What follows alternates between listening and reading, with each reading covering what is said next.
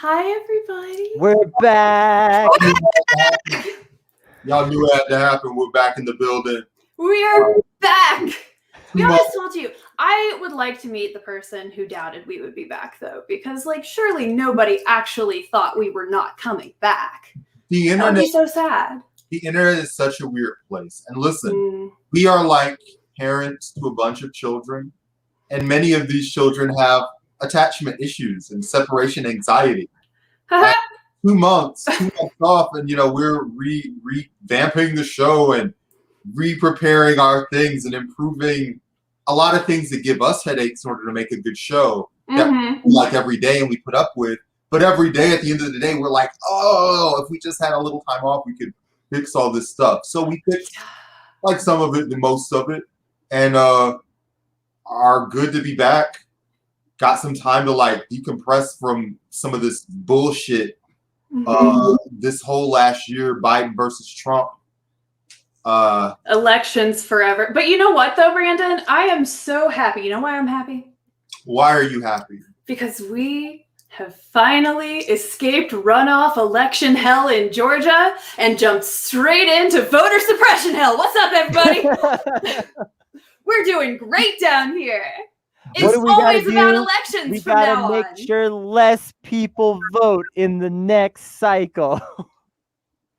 One of the things that I just really love about our Republicans is the degree to which they don't give a shit how bad they look. Yeah. These are people who just do not care about bad publicity, and will just reach any obstacle and climb any mountain to screw people over.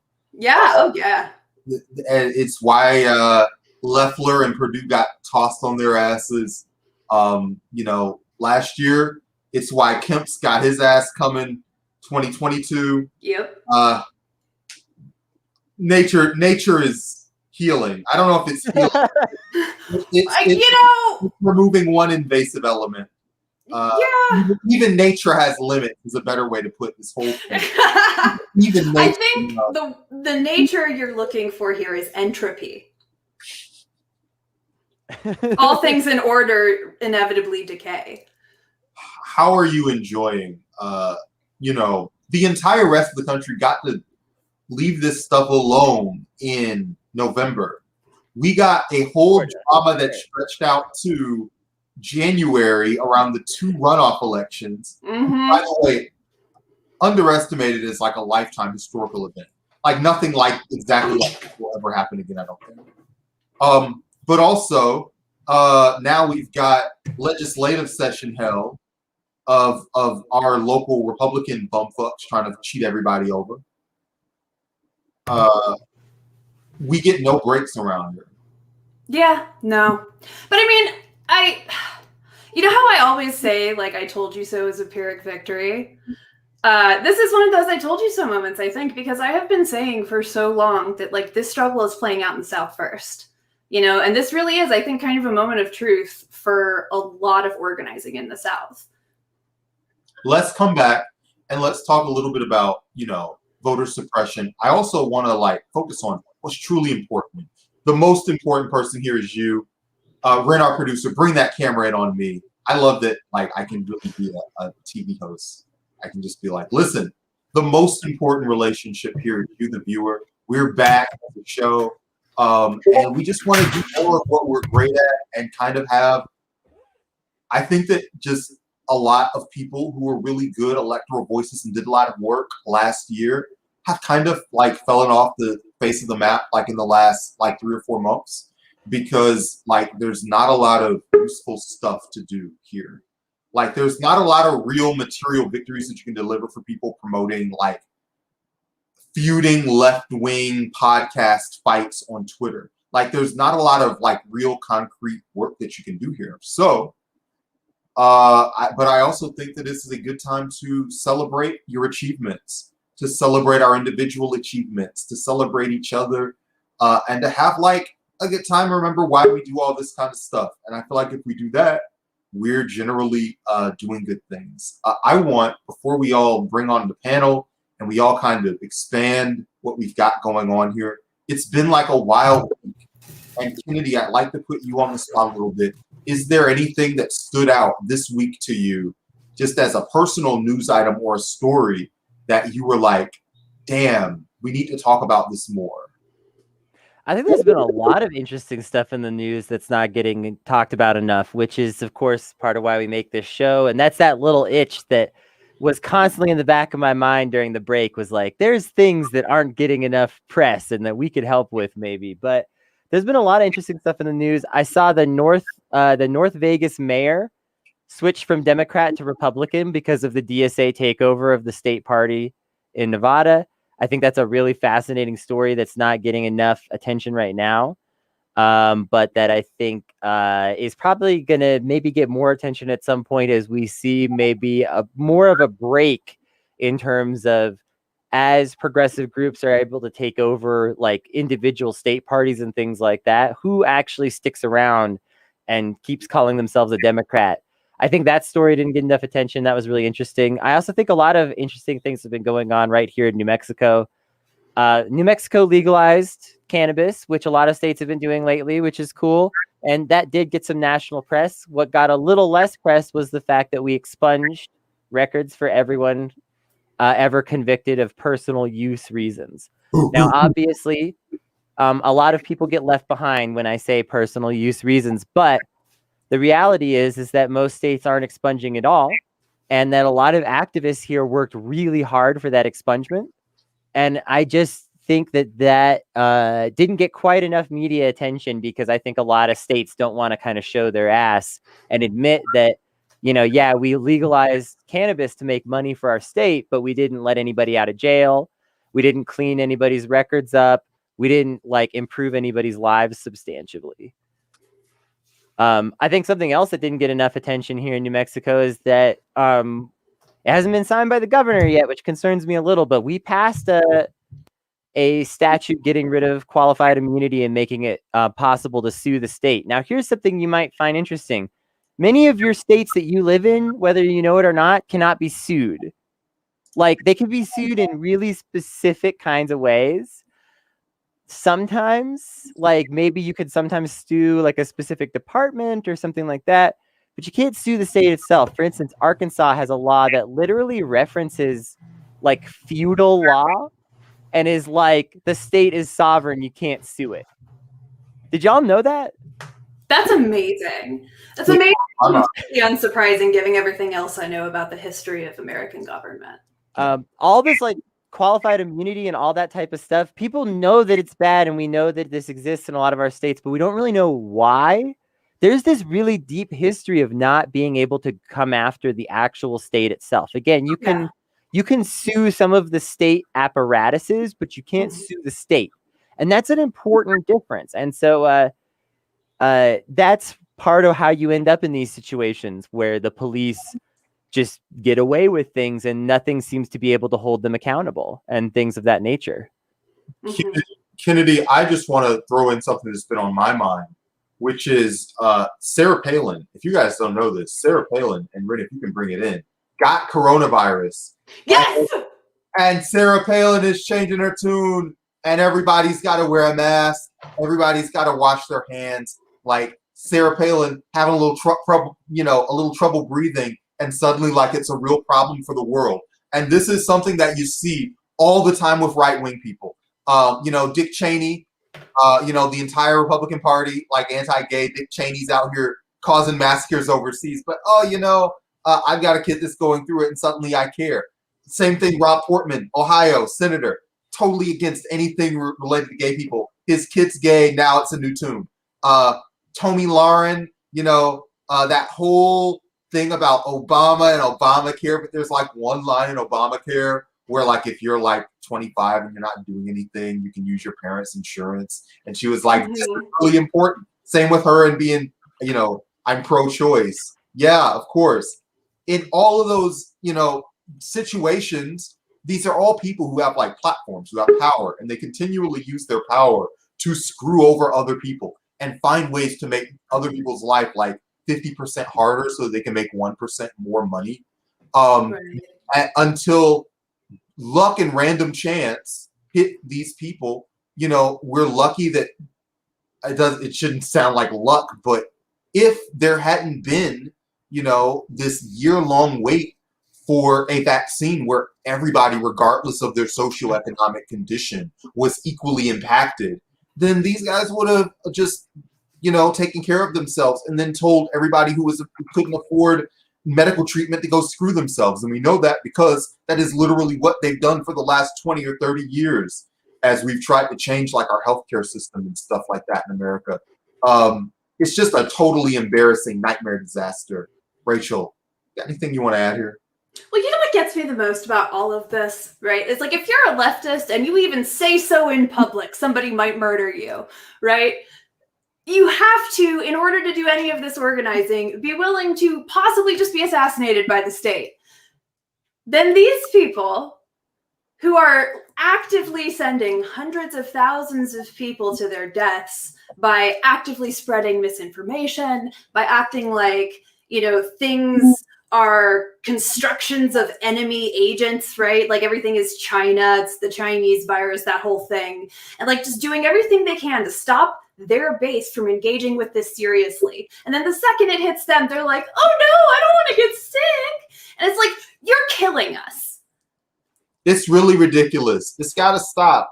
We all have lots of things that are on our minds. I don't know whether Courtney and Keisha are there. They're hanging around on camera. But Courtney and Keisha are in the house, and when they're totally like sorted and together, they'll hop on. But they're when we all started this, I'm gonna pull them up if they're ready. They're waving at us. When we started, like they were among the people that we really wanted to like bring on to like our network or whatever. But like they were busy and stuff was happening and the virus is breaking out. And this was like in last August.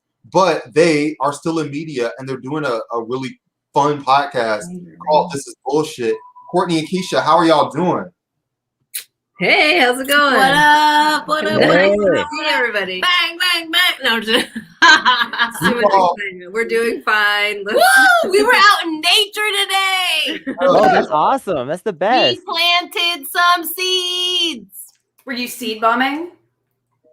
Yeah. I guess so, yeah. Well, we went to the dollar store. I guess it was planned because we had to go to the dollar store, so we had to be Right. We had to choose what we were doing, but Yeah. What was we planted the seeds in the ground. It was great. Tell us Love the it. entire backstory of why y'all are out on a gardening adventure. Yes, agreed. Yeah, just explain to us the entire backstory of this day. Well, are we starting with moving home with our parents? From the beginning. Well, we were living in LA. Those were the days. Okay, so listen. We're from a really weird area. We're Black people, but also socioeconomically we're white people. I mean, also Listen, if you're attempting to be politically Black, you can be socioeconomically white. I think that's completely. Here's the thing. Well, here's something weird to understand about our family. Like our family actively passed as white. Like that was a thing where the brown paper bag test. Like people would. My mom, our mom got very much discriminated against for marrying our dad because he didn't pass the test. Right. We're just kind of figuring that out. That's what we're doing now. Well, yeah, that's going How- to be too much. How did this relate to gardening? So to me, it feels like you just gotta find that joy, you know? Because white people like to relax. I think that's how it relates. When do people get to relax? Like, and just Oh, be man, like, well- "Fuck it, we're just gonna, what are we gonna do today? We're gonna garden. We're gonna Let's plant some seedlings. right. Yeah. You know, I can't even argue with this, right? I guess I could blame it on like we're both assimilated like PMC class type people, but like I do love gardening though. I love plants. I love like you got me. It's just I can't even. I feel like everybody kind of like, wow, we can all come together on that. Yes. Gardening- I think honestly though, yeah, like you were saying. Man, my grandmother's 95-year-old black woman from Florida, grew up on a farm, has been working with plants all her life. You could never tell an old black person that gardening is some white shit. Gardening is for everybody. That's I feel like these stereotypes are made where it's like black people don't like plants or black people don't like nature. You know what I'm saying? And you're like, what? You can do gardening whitely, to be fair. Like Okay, go on. Let's hear it. There's a whole segment of weirdo Twitter that's like, if you like gardening, you're bouge, and it's like, it's infected a lot of people's brains and the way they think about this stuff. But I grew up dirt poor. We didn't garden because it was this fun bougie activity. We did it because, you know, that was a way to have extra food on the table. I feel like it's a black bougie thing. People will be like, a spritz. Like it is because we want to be like removed from it now, but we're trying to. Yeah, it's like, how can I take what I needed and then kind of revamp it? Yeah. Have you guys ever heard of the underground plant trade? No. So there's this guy. His name is DJ Freedom. Like FREEDEM, I think is his name. But he's this guy who just came up with this idea of like over the pandemic, like, you know what, black people need to have more plants and white people should be giving black people plants and for free, and this is going to be great. So I got a couple of free plants through just like me posting about him. Some of my white friends were like, oh, I'll send you some lettuce. Like they like sent me succulents, all kinds of stuff. But he has this whole, like he has an assistant now. It's a whole thing. He has I know that sounds super weird, but I feel like people never think of their black friends like, I would love a plant. Right. I feel like people never think, they're just like, I would love to have a plant. Well, because it's like when you're going through a stressful time and you're, you know, like people always think of their white friends are just like, oh, I guess I will give this to you, and it's like I will also. Right. I will do the same thing. We get left out of the plant trade. That's all I'm trying to say.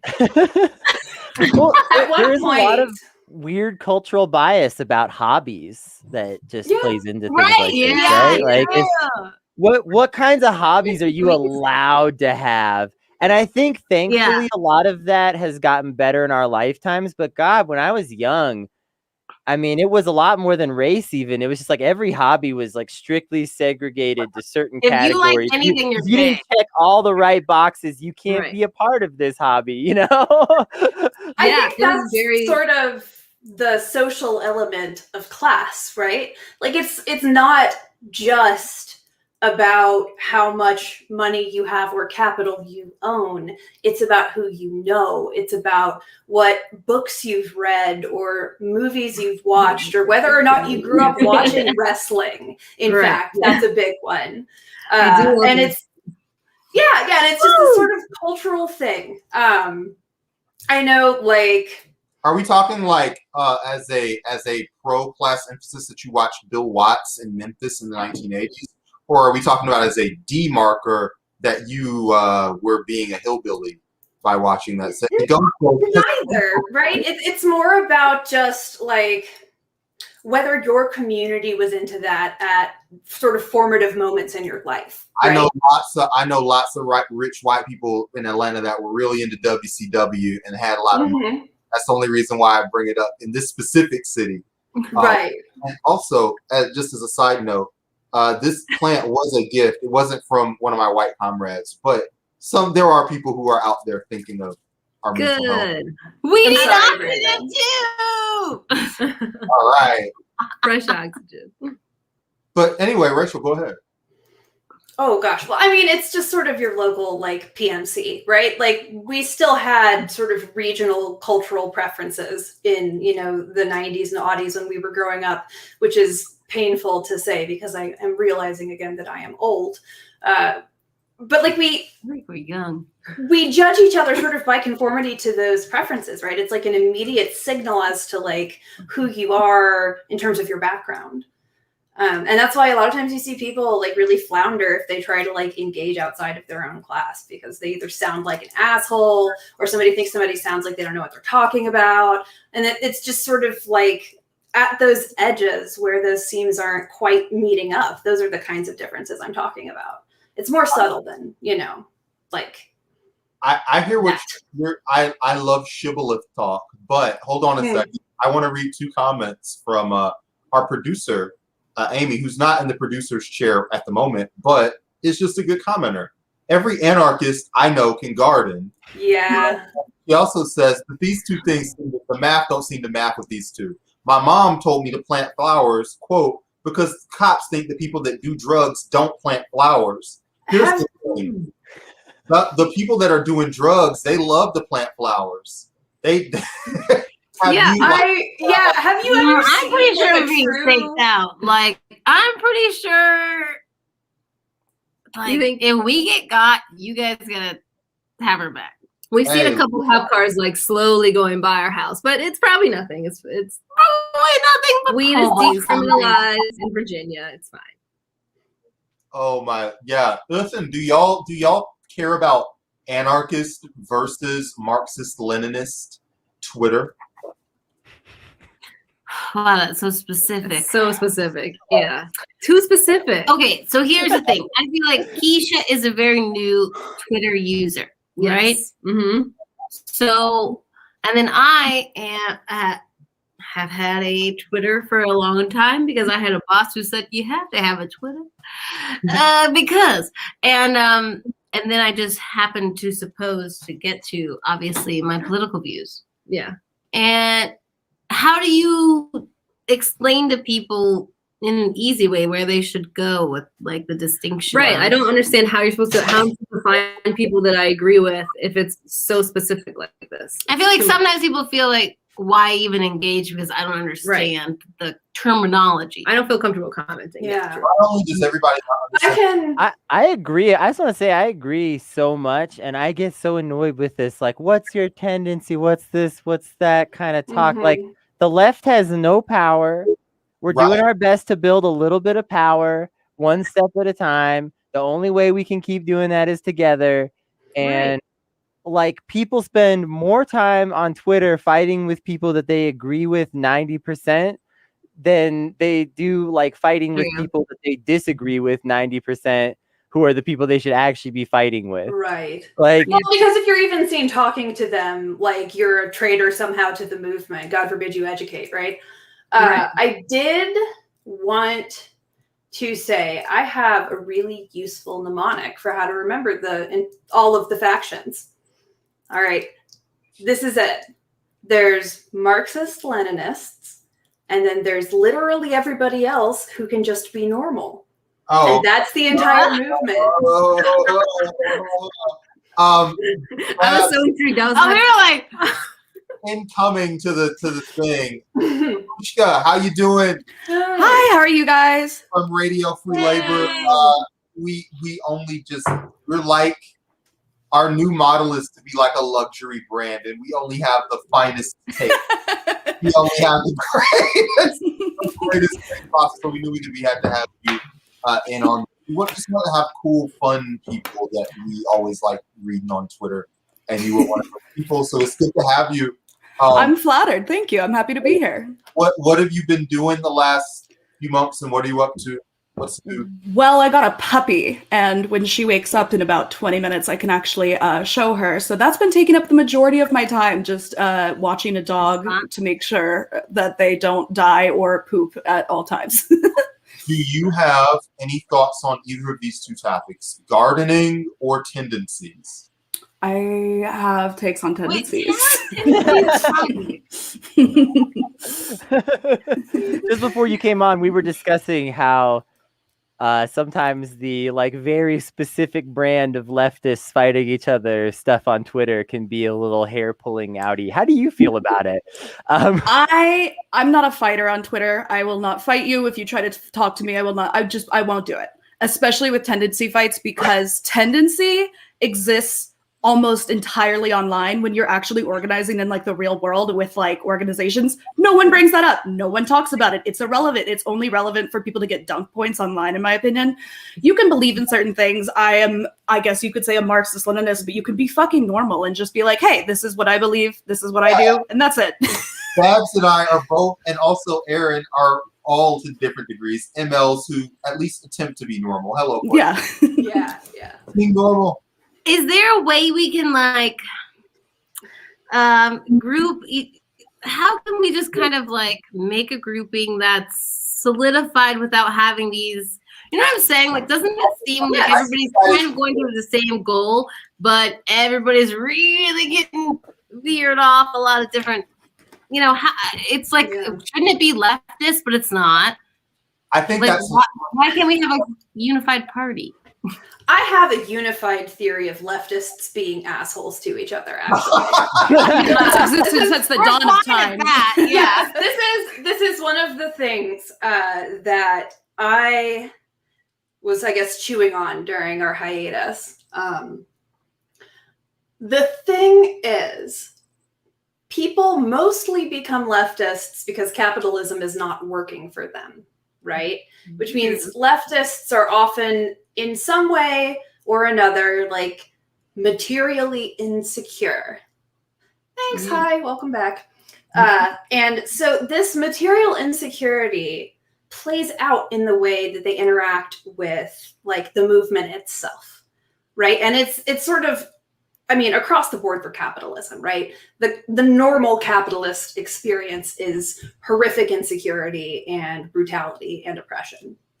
But within the left in particular, a lot of us are really approaching this problem from a scarcity mindset, from this sort of defensive position where we are trying to grab whatever we can for ourselves and hold on to it as tight as we can, which makes a lot of sense, right? That's like a very understandable emotional way to engage with something as horrific as, you know, late stage capitalism and the climate apocalypse.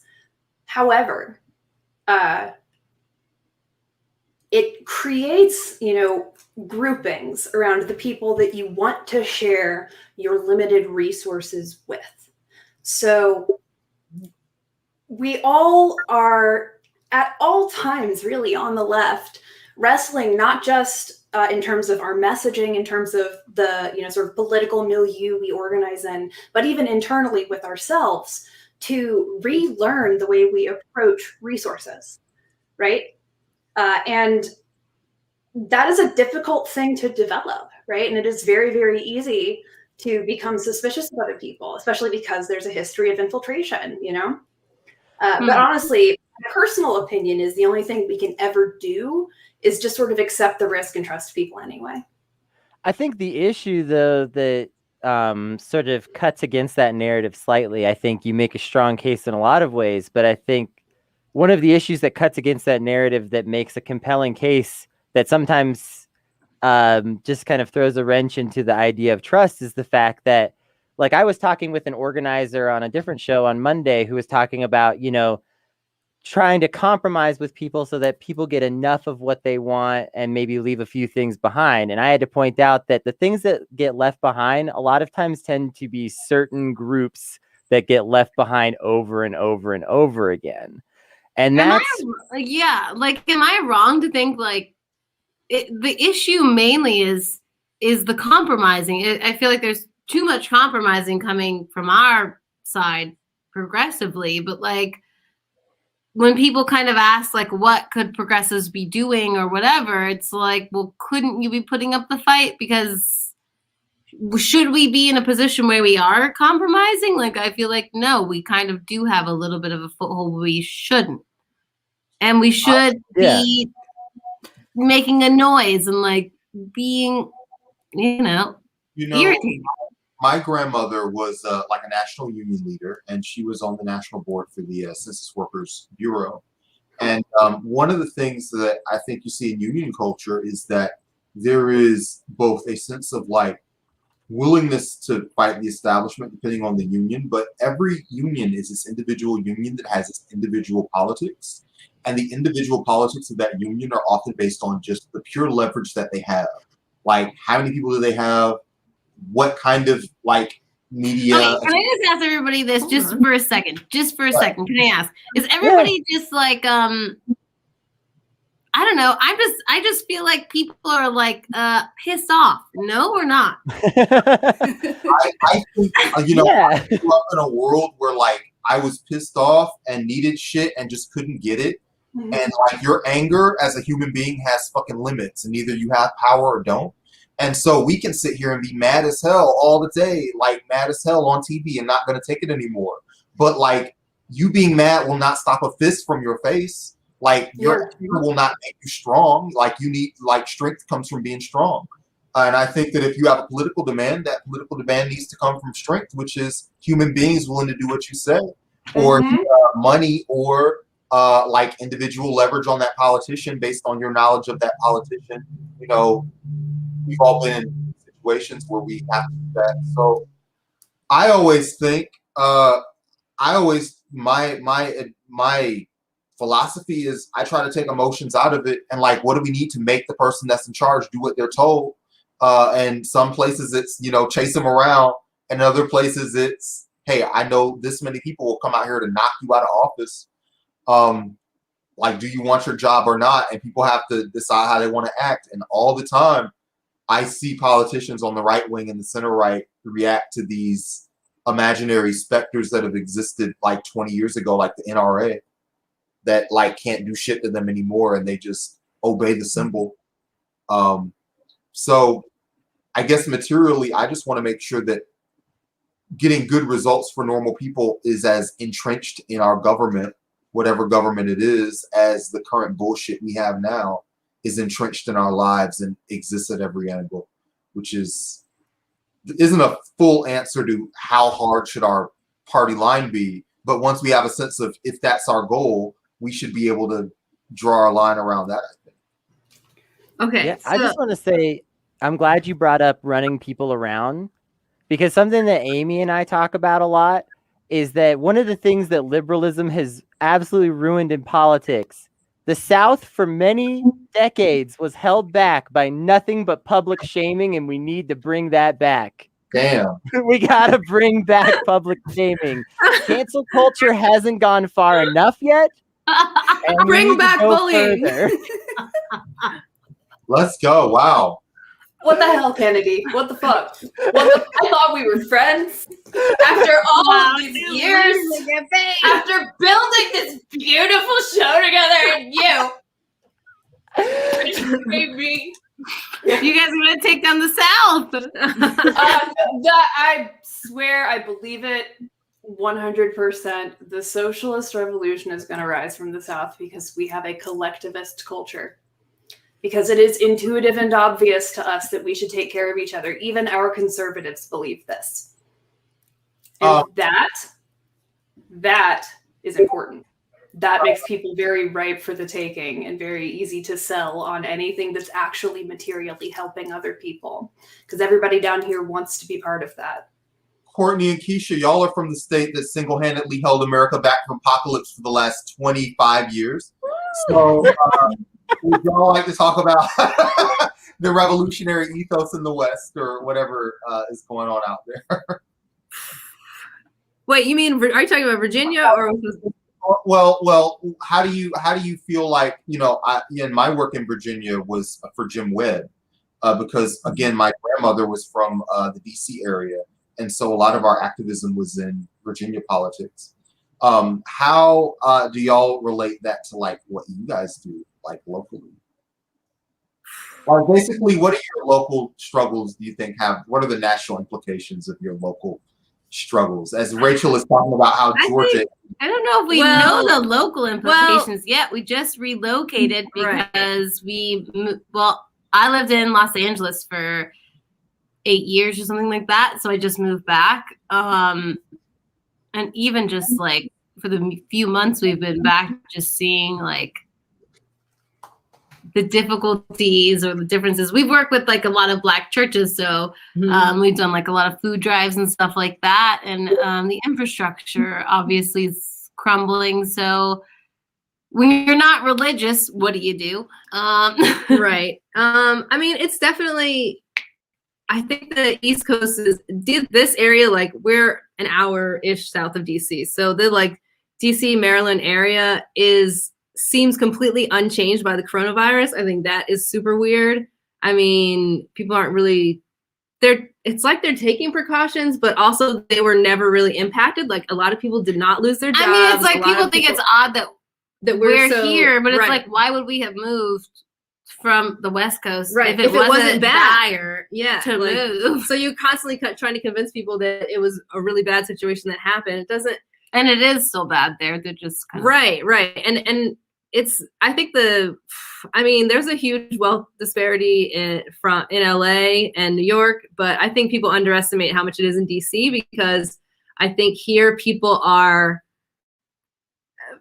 it's like I'm thinking of like our cousin, you know what I mean? It's like, just, there are a lot of working class people here, and then there are a ton of people who just work in offices who now work from home and can't really relate to things that are happening. So I mean, I wonder, I'm concerned more of like a gig economy situation happening here, the same that happened in LA, because people can't really relate to where their food comes from and who's picking up, who's doing right. There's no association there's no person who delivers it to you or does this, whatever. Right. Yeah. And like, for instance, I mean, like the fact that the Amazon truck comes to our house is crazy to me. I think we live in nowhere. Like they shouldn't come. They shouldn't be coming here. But then the Postal Service also isn't keeping up. So I'm worried about that. I mean, that's like a huge national thing. I think it seems like no one's paying attention to the post office. Nobody cares about the post office now.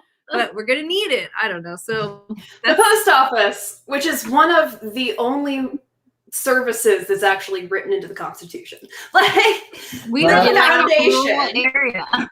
Babs, I want to give you a chance to get in here if you want to talk about your local struggles and how they relate to the country or anything like that. You're muted. Oh, there you go. Well, I just actually relocated from the city. I was like doing some, organizing work there, but everything died in COVID in the city. Like, I mean, I couldn't believe how much the city died. So I actually moved out west, and now I'm in a very rural area too, where I'm surprised the Amazon trucks come. I am like, really? We're like 30 minutes from like a very major city. So I'm surprised. But basically, I wanted to just touch back about something that you mentioned earlier about, I know this is kind of going back, but you were mentioning about like how to like motivate our people in power and stuff like that. And I wanted to just say, I think people and just getting as many people, because there's power in numbers. And I think like every like big fight that we want to do and to create change is going to have to be involving like, talk to your friends. Like, I'm sure that like a lot of your friends like throughout the pandemic have lost their jobs or lost their healthcare, like, you know what I mean? It's very easy to kind of get people on our side at this point, which is really good. And I think the biggest push for the future is just trying to get as many people as we can on our side. Listen, I would like, if y'all don't mind, I'd like to take a short break. We can check out do our new show bumper. Yeah, I made it. Okay, yeah. I'm excited. Then we got a video that we're going to show talking about what's going on in Georgia. By then, we might have a new guest. Who knows what'll happen? Mm-hmm. But yeah, let's take a second. Welcome back, everybody. This is like something that we've super missed, and we're just super glad to be back in. Yeah, it is so cool how many people are like just right back with us, even on our first day. We really appreciate y'all. And yeah. it's better than We've ever. never done anything like this. Well, you're doing it now. All right, 60 seconds. We'll be back. It's super cool. We'll see you then. Okay.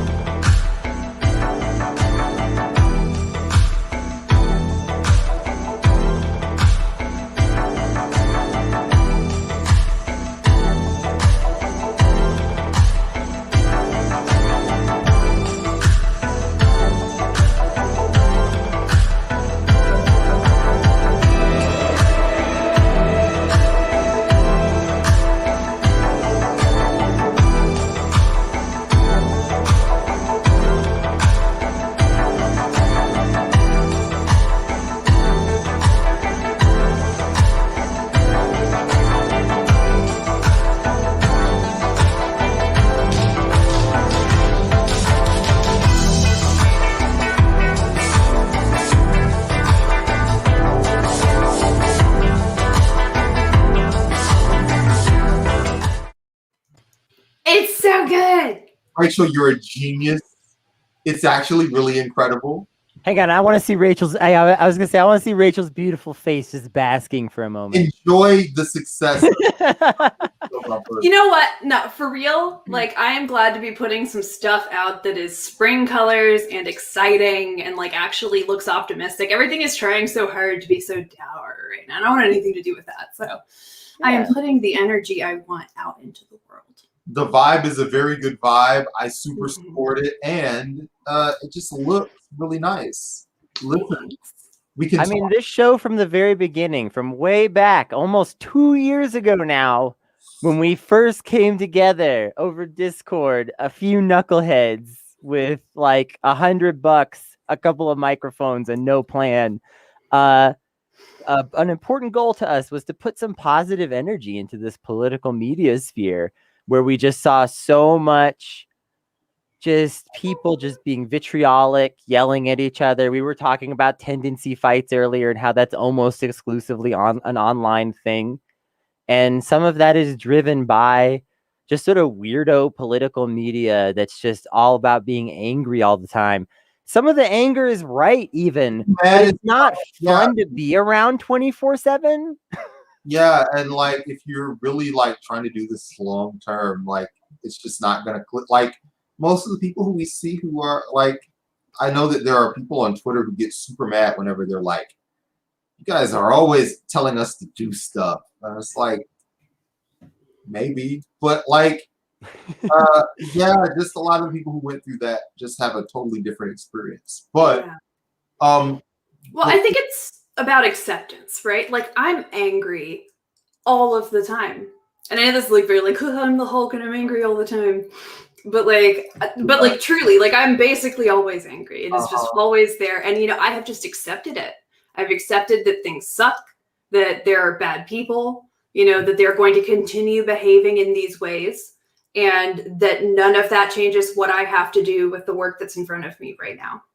And that acceptance, I think, time too, girl. That's correct. That's correct. I mean, it's impossible to look at these conditions and the circumstances that created them and not be angry. My issue is that people see how angry I am, so I have to figure out a way to not be that. Like, I am really angry a lot.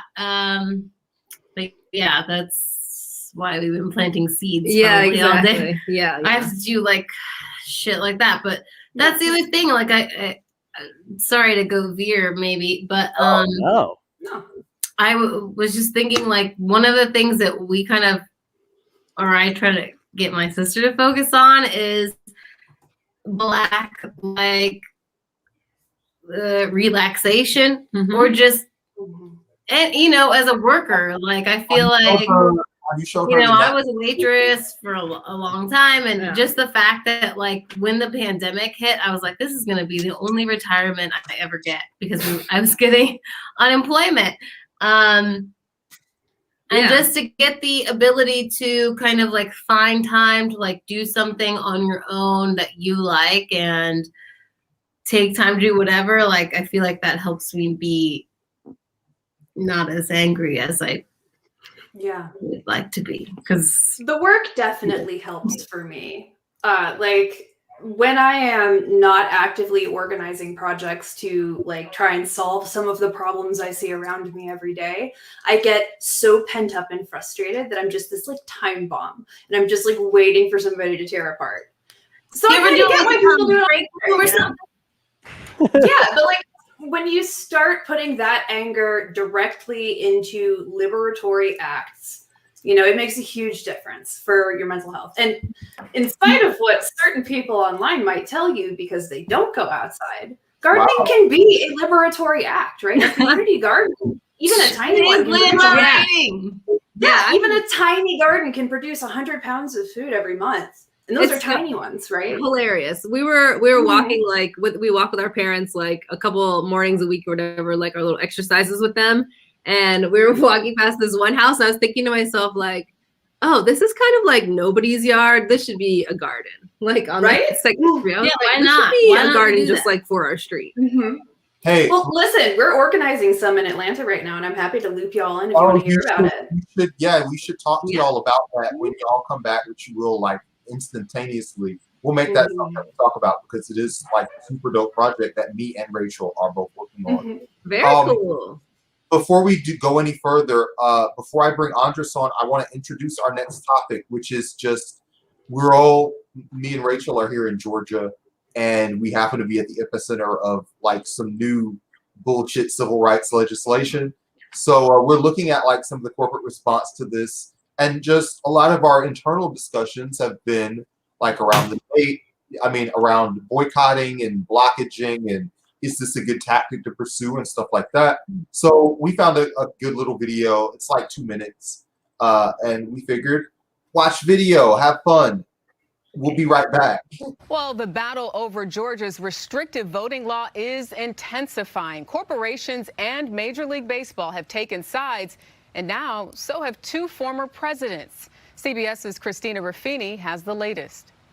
Corporate America has a responsibility to advance and support and strengthen American democracy. Darren Walker, president of the Ford Family Foundation, joined 71 other Black executives in a letter calling for corporate action against voter suppression. 193 other companies, including Georgia-based heavy hitters Coca-Cola and Delta, as well as our parent company, Viacom-CBS, expressed solidarity, signing an open letter avowing their nonpartisan commitment to equality and democracy. They have a right to vote with their feet and to express their dissatisfaction with the laws. Celia Rouse, a top White House economic advisor, wouldn't say if the Biden administration was encouraging companies to use their economic power to pressure states to reverse course. It's a little early to judge what the economic impact will be. But the impact of moving Major League Baseball's All-Star Game out of Georgia is already being felt.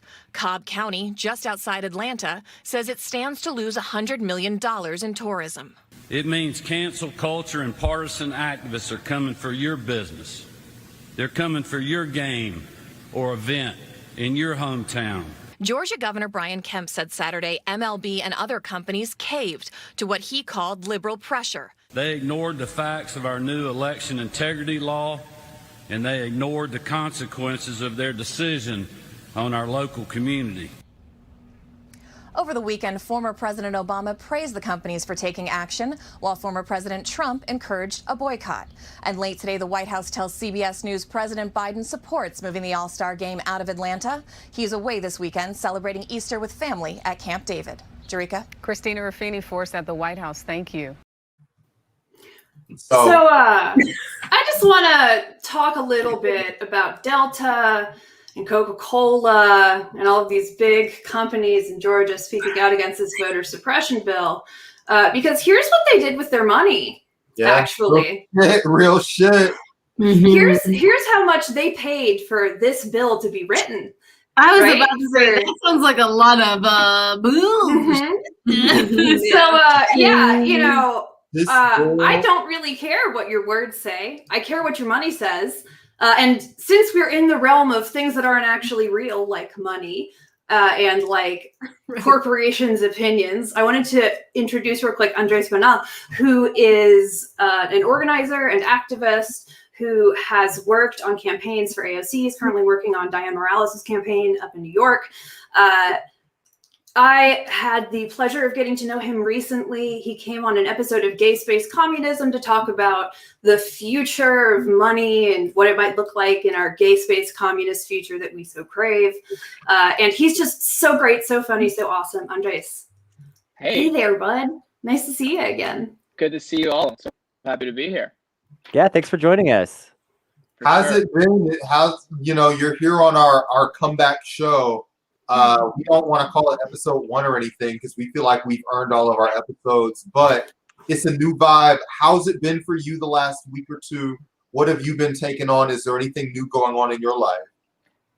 Yeah, cool. Well, the last week been a lot of work with the Morales campaign. We actually just dropped our climate policy. So it's a green jobs, green food, and green justice platform. And we just dropped it today. So we were kind of like finishing up edits and things like that Really happy about it. So y'all should check that out if you get a chance. Really exciting stuff to kind of move this fight against climate change on the municipal level, and show that the fight against effectively addressing the climate crisis is also the fight against a social crisis, and a model for urban and city development that depends on, attracting Amazon and Elon Musk and all of these kinds of like crazy CEOs and massive corporations, and cities just sacrificing other public resources for them too. So I've been into a lot of like Twitter and social media fights with some people that are just like just standing Elon Musk, and it's really annoying, especially back home, because there's this whole controversy.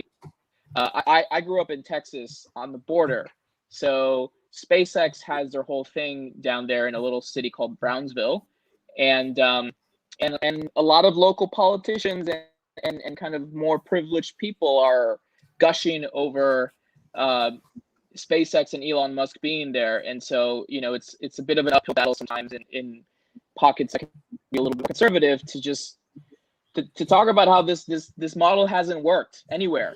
Whether it's urban or rural, this doesn't work. So that's what's been going on with me. So thank you for joining us today. It was awesome of you. I want to steer us back onto sort of the topic that Brandon was leading us in with. We are talking about corporations trying to do, I guess, what you could call corporate activism by speaking out with their platforms against, this bill and the consequences of this bill, and sort of calling it what it is, which is a voter suppression bill, which is racist, which is classist, which is designed to, game the system. At times that are like strategically too late. I mean, here in Georgia, obviously we knew what the legislative session was, and everybody has known like what the bill was and what was coming down the pipe and had time to prepare for it. Everyone's suddenly scrambling together these pronunciations. Like, say what you want about Coke and Delta, they are pretty plugged into the politics of Atlanta. Like they have a foot in the water here. The idea that all of this happened and nobody at Coke knew, what was going on is completely impossible. There was a complete internal analysis that just like any kind of, corporation that's doing a recall has to measure the lawsuits versus the bad publicity. They measured and was like, the thing that we need to do is come in on this after, before we, after we could have challenged it and the people who we are, have these corporate relationships with, but before the tide of public opinion turns on us too fiercely or there's some long standoff. And so this was, like, for their purposes, perfectly timed, and they're full of it and they feel great because nobody put real pressure on them after the fact. You know what I mean? Yeah. Well, every corporation is a de facto fiefdom. Wow. So they really, they're not actually ever directly touched by the repercussions of any of these things, right? And I think in that capacity, they might have some power, right? They have a lot of power over people's lives, to be sure. Hey, I just want to say real quick, Left Flank Veterans, thank you for rating our stream on Twitch. Thank you, everybody who's showing up now. We are not safe for wonks. It's great to meet you. We hope to see a lot more of all of y'all. Hope to show you a bunch of great stuff. And Left Flank Vets is going to be joining us in a moment. Marcus and Lorax will be coming to hang out with us. So that'll be happening in just a minute, y'all. Yeah, I'm hyped up for that. Oh, and Dick. We didn't know for sure. Sorry, that's why I'm like. Oh, it's gonna be like the damn Brady Bunch on here. It's got to be the Brady Bunch up here. Yeah. We were talking about, because me and Rachel are both from Georgia, and Rachel has like a personal longtime feud with Brian Kemp. Yes. Like last year, all of us were up at the governor's mansion chanting, "Come outside, Kemp," and the damn National Guard came down and chased us away from the governor's mansion. Park Cannon got arrested like last week at that governor's mansion. That is like our typical hangout to go and harass Brian Kemp, for him to go and hide up in his his literal. We have a state where the governor lives on a literal fucking plantation, which is like just super cool for us. And like the latest thing down the pipe, obviously this crummy ass voter suppression bill. And I guess the number one takeaway from it is it's literally, this is all because of Donald Trump. He had his own thing that he wanted, like, to lean on the state of Georgia and, you know, get them to change the winner. Hey, can you guys just find some votes that are missing? And all of these libs got together and were like, oh, Brad Raffensperger, you're such a man of integrity for standing up to Trump. And listen, all of these guys are down to fuck you out of your democratic rights. They're fine to keep you from being allowed to vote. They're fine to keep you in cage. Like, whatever the hell it is that oppresses you and, like, keeps you broke and miserable, they are fine to keep that rolling. Some of the individuals involved don't want to go to jail for it, though. Like, they're perfectly happy with their lives and they don't want to ruin their hustle over Donald Trump, who is just another interchangeable wheel in this shit show. So with all of that said, they're all like just on the same side and being completely crummy and have been for a long time. We've had the same oligarchs since slavery. Like, yeah, it's the same families. They got to keep their money and power after emancipation happened. No one has cleaned them out, which is why did anybody see the Hunter Biden like PR apology article that he got to do? Yeah, they're doing a pod. It's like, I think him and someone in the family are doing a podcast together. Everybody comes out. Oh yeah, and he got an interview too. But speaking of oligarchies, I guess to literally jail people for doing the same things your son would do is bold. But people continue to say that Joe Biden is empathetic. I'm not sure how to deal with that, but I don't know how to deal with that, like, at all. I don't try. If we're gonna start getting into Hunter Biden conspiracy areas, we definitely have to bring on Left Flank. Let's get the Left Flank best up in here. Let's get the bunch in here. What's going on? How are y'all doing? What's up? What's up? Hey guys, what's up? What's going on? We took 2 months off because just like y'all have a real. And we had it too. Like, when we just got in the game, we had just a nonstop work mentality. And just every hour that we could be streaming, we wanted to stream, we wanted to talk, we wanted to do interviews and activism and stuff. But like, it's such a, like, everybody is so awful on the internet that like you really need to just take a month and ignore everybody and go and like go do local stuff in your neighborhood or do stuff with your friends and like keep your sanity. And at that same time, we wanted to improve a lot of the internal backstage stuff of how the show works, which like no one who's watching this will really get to see, aside from like a few better graphics and things like that, but makes our life a lot easier. My office looks good now. Yeah. Well, that little bumper video you guys just did was new, right? That was dope. We put together like ill stuff for us so that we can be like look at a high level. Listen, I can be paid to do this for you as well. We'll talk. Because we're just figuring it out at all, like just building the plane as we're flying it, and sometimes it crashes regularly. Yeah. So we just grounded the plane for 2 months. We were like, people are gonna die. Yeah. We keep just taking this plane into the air without any maintenance or safety checks. They're gonna die. Look, We're veterans. They taught us in the military that like our lives are expendable, so we just lose people along the way as we go. You know? It's a loss. It's a loss. It's a loss. Get over it. Exactly. Got it. There's a baby born every minute. It's not so much that I'm opposed to collateral damage. It's that I personally was going to be the one doling out the deaths. And I didn't want to be that person. Didn't want that blood on your hands. Right. Yeah. I like sleeping at night. You just keep washing it, but. Yeah. Listen, do y'all have feelings about any of the stuff that's been going on in Georgia that's been taking over the news? If any of y'all want to talk, Andres, or any of the Left Flank folks? My comment I put in the chat was that at least Brian Kemp's little getaway cabin isn't called N-word head like Rick Perry's place was in Texas. Do you remember that? Yeah, listen, we have cool. I haven't thought about that in a while. Dick does this a lot. He'll just bring in really obscure facts that just like, and I'm like, oh yeah, Marcus has a lot to say on this because he's been covering the news all day. And Dick's like, remember that one? Remember this absolute terrible fucking thing?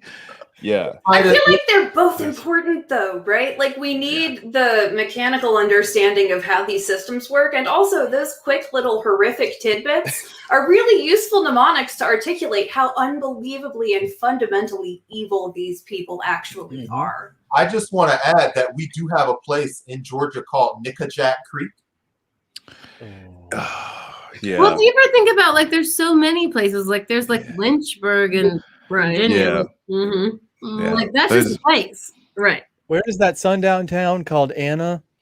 That is in Illinois. Illinois? I think. Anna, Which Illinois, they which say- stands for, ain't no niggas allowed. Real shit. Yeah. The name Anna is an acronym. Yeah. So Actually, To take it to an acronym is like a really too much. special. It's a thought too You had to far. register. It's a You had to thought- register. Who's thinking about their racism this much? Well, County Lucky. Hey, conversation, like they're yeah. making a crossword puzzle, you know? Like, hey guys, I need one for 8 down. Has to include a G and a 7. Have you seen the QAnon maps? Have you seen it? I want to give a Oh boy, have I seen the QAnon maps. Tunnels. quick shout out to Dungeon Meowster, who hosted the stream on Twitch. Oh, what up? Big 7 viewers. Hey, Meowster, what's up? Hey, if Left Flank sent you, you're probably cool as hell and perfectly timed up to be doing this kind of thing, which we're trying to do once a week. Just a place that's like a cool place to talk about the week's events that is not like weird people with niche ideological axes to grind. well, you see now that term "axe to grind" actually means no, don't do that. Marcus has been doing a black nationalist character for the past I love couple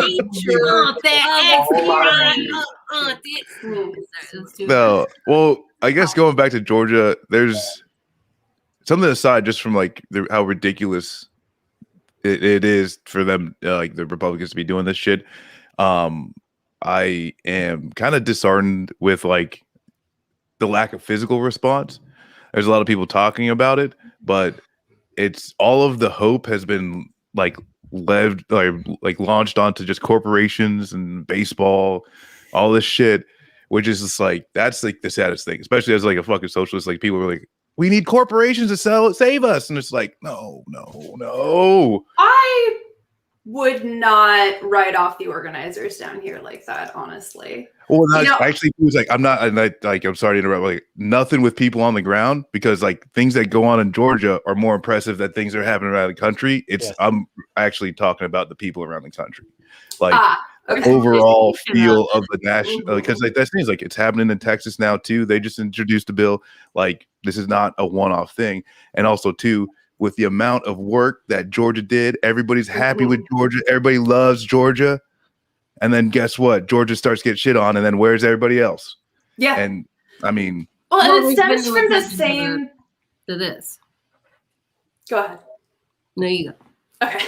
It stems from the same sort of like classist condescension that typifies all liberal interaction with Georgia, right? They do not believe that the citizens of Georgia are intelligent or able to make decisions for ourselves, or, liberal, let alone leftist, right? They have no vision of us except for this one extremely stereotypical, Appalachian guy who doesn't actually really exist outside of Squidbillies.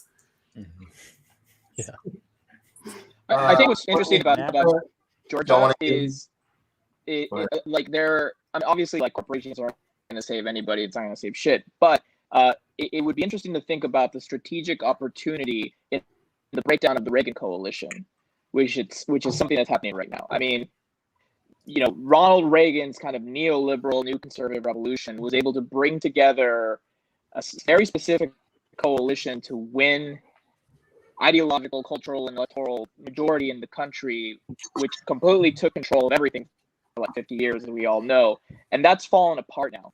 And that could go in a very fucked up direction. It could become increasingly fascist, or it can become progressive, as we've seen now. And so I think, being able to strategically manipulate what's happening with these corporations that are, looking out for their own best interests and their branding and whatnot, and kind of standing against some of these bills, and using that to our advantage, while obviously, bringing up, for example, the hypocrisy of Republicans when they say don't get involved in politics, but accept your contributions, keep those going. I mean, Mitch McConnell literally said that. So there's opportunities here, I think, to continue to take control of the political discourse to progressive ends.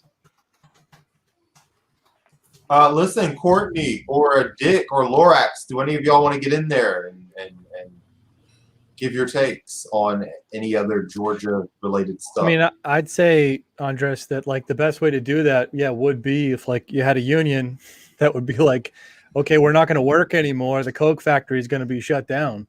Then that's a good way to push the union itself, the labor organizers themselves. I would like to see them leading on it as opposed to the corporations themselves. Here's the thing is, like, my boyfriend's a union man, and the unions in Georgia are pretty fucked up too. Like at this point, a lot of the big unions in Georgia have themselves been assimilated and co-opted. So absolutely, there are union organizers down here who are doing incredible work. My boyfriend, in fact, is one of them. And also, it's just this massive uphill battle the whole way. Yeah, I think part of it is just like you can only be as good as the leverage that you have. And we're a right to work state, which has its own horrible pains in the butt. You know how that goes. I'm not going to give a whole plug for the PRO Act, but there's like a lot of stuff going on in terms of unions and leverage and stuff. And I'm being counted in Alabama. And I want to. Alabama's a great example. Iowa, the Teamsters are pushing for a union up there.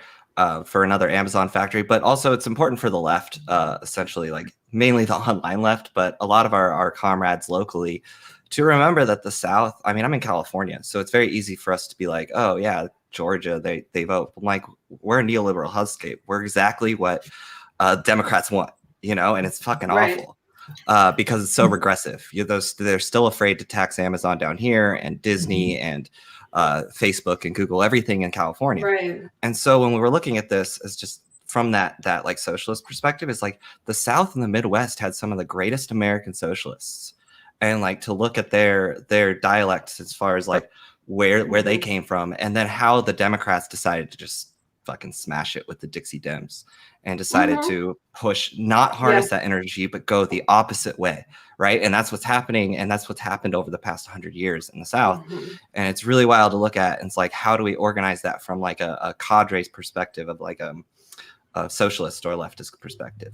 I mean, it is so hard to sell it to people when they have direct experience with its failures, right? Like, how do you tell somebody to believe in, labor unions again when they're already in one and it sucks?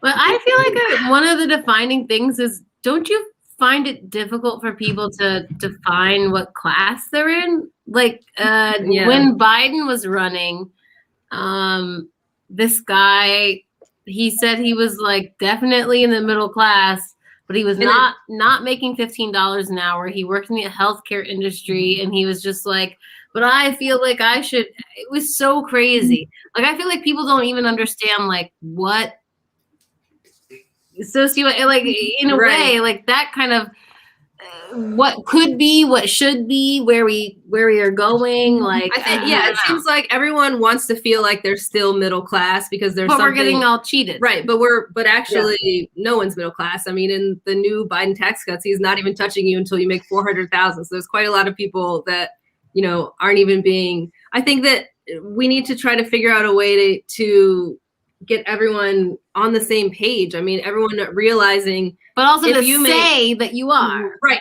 And I wonder. I mean, it's interesting what you said about unions because I'm involved in a labor union too with hospitality workers, and it hasn't been going great. Like, it's been a lot harder than I thought to get people involved in the union, and I can't understand why. Because I'm like, yes, we need better rates. We need to be able to say when there's rats in the building or whatever. Like, we need to be able to do what we can do to work. And it's been a lot of young people haven't been that interested in the union, and I can't understand why, because I feel like they have more information.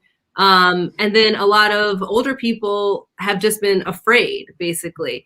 But the union itself has had its own shady moments, and that's what I find hard to get past, because then when the union is being shady, how do I then go to someone and say, you should join the union?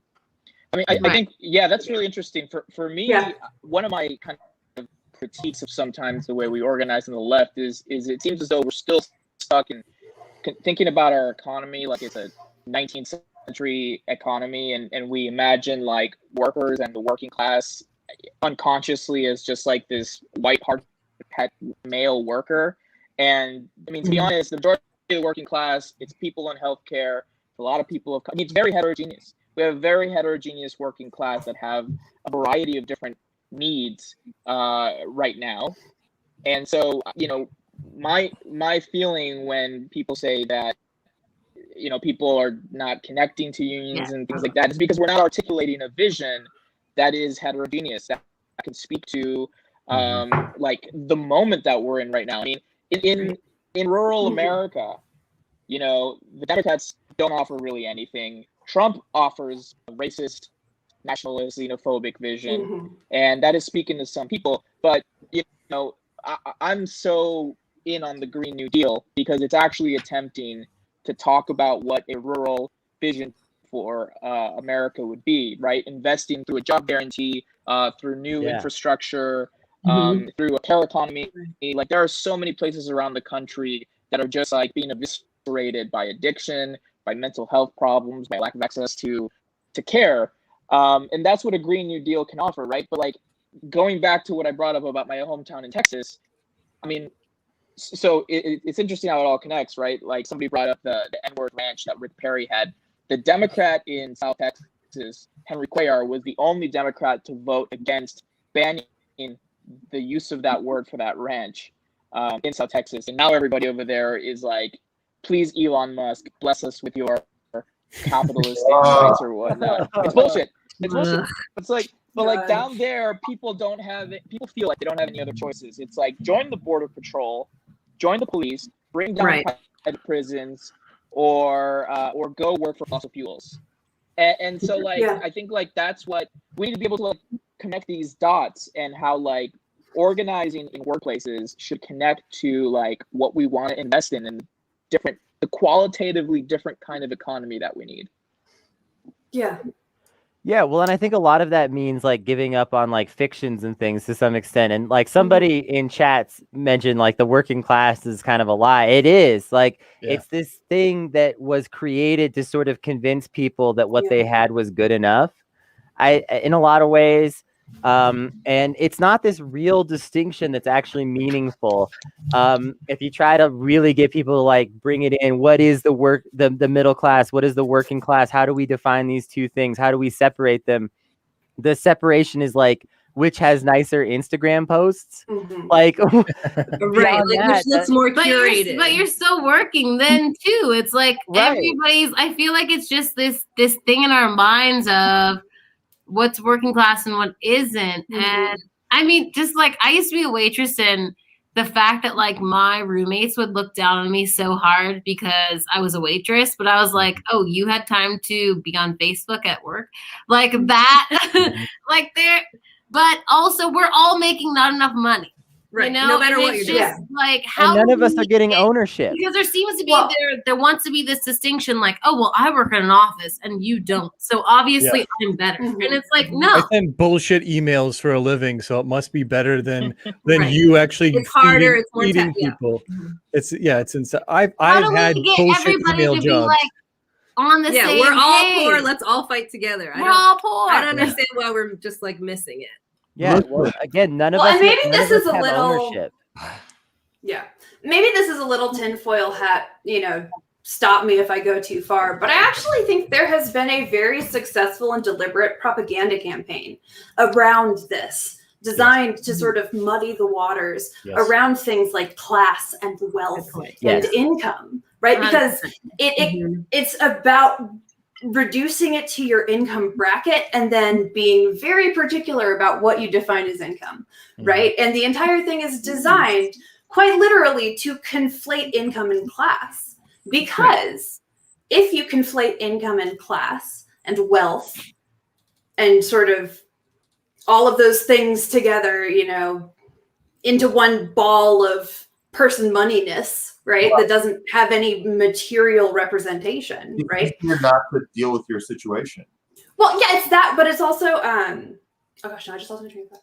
Thanks. What the heck, man? Okay, so yeah. So when you obscure the relationships between class and wealth and income, ultimately what you do is you make it a lot easier for people not to notice who actually owns everything, right? And so we start talking about things like the stock market instead of fiefdoms, or we talk about, you know, wealth instead of how many stocks you own, or capital in terms of how many or how much of your money is coming from those, right? Like, and that's, it reduces the system in a way that directly advantages specifically the bourgeoisie. Well, the American class system sure sounds better than feudalism, doesn't it? It's so cool, though. I want Are we in Hunger Games? Have you tried it? Because it's great. I want to just quickly slow us down for a second. If you're watching us on YouTube, you can always like, subscribe. If you're on Twitch, you can give us the thumbs up or hit the share button. We are notsafemedia.com. You should be able to find our Discord there. You can also find us on Twitter. We're at NSFWonks. That's probably the easiest way to find us. We all tweet all the time. And that's kind of where our power base is. We're also on Facebook. We're on everything. And if you want to find us on Patreon, we're patreon.com/notsafe. And we're also putting together, we don't have the buy button for this, but we're going to do like a once a month rave or whatever. And it's going to be like $50 and you buy a ticket, you can hang out with all of us. It'll be like a clubhouse type situation. We'll talk, we'll all hang out. It'll be just like a kind of a cool thing to do. Just big things happening all the time. We're going to show you, because also while we run once a week on Wednesdays, we also have a lot of affiliates that do really cool stuff all through the week. We have a game night. That's a community game night. We've got a D&D thing. We have a flashback show about the Power Rangers. We've got a couple of political podcasts. We got all that. We're going to show you our lineup just like this, because we're going to take a 60-second break. And when we come back, we'll talk more. Okay, we'll be right back.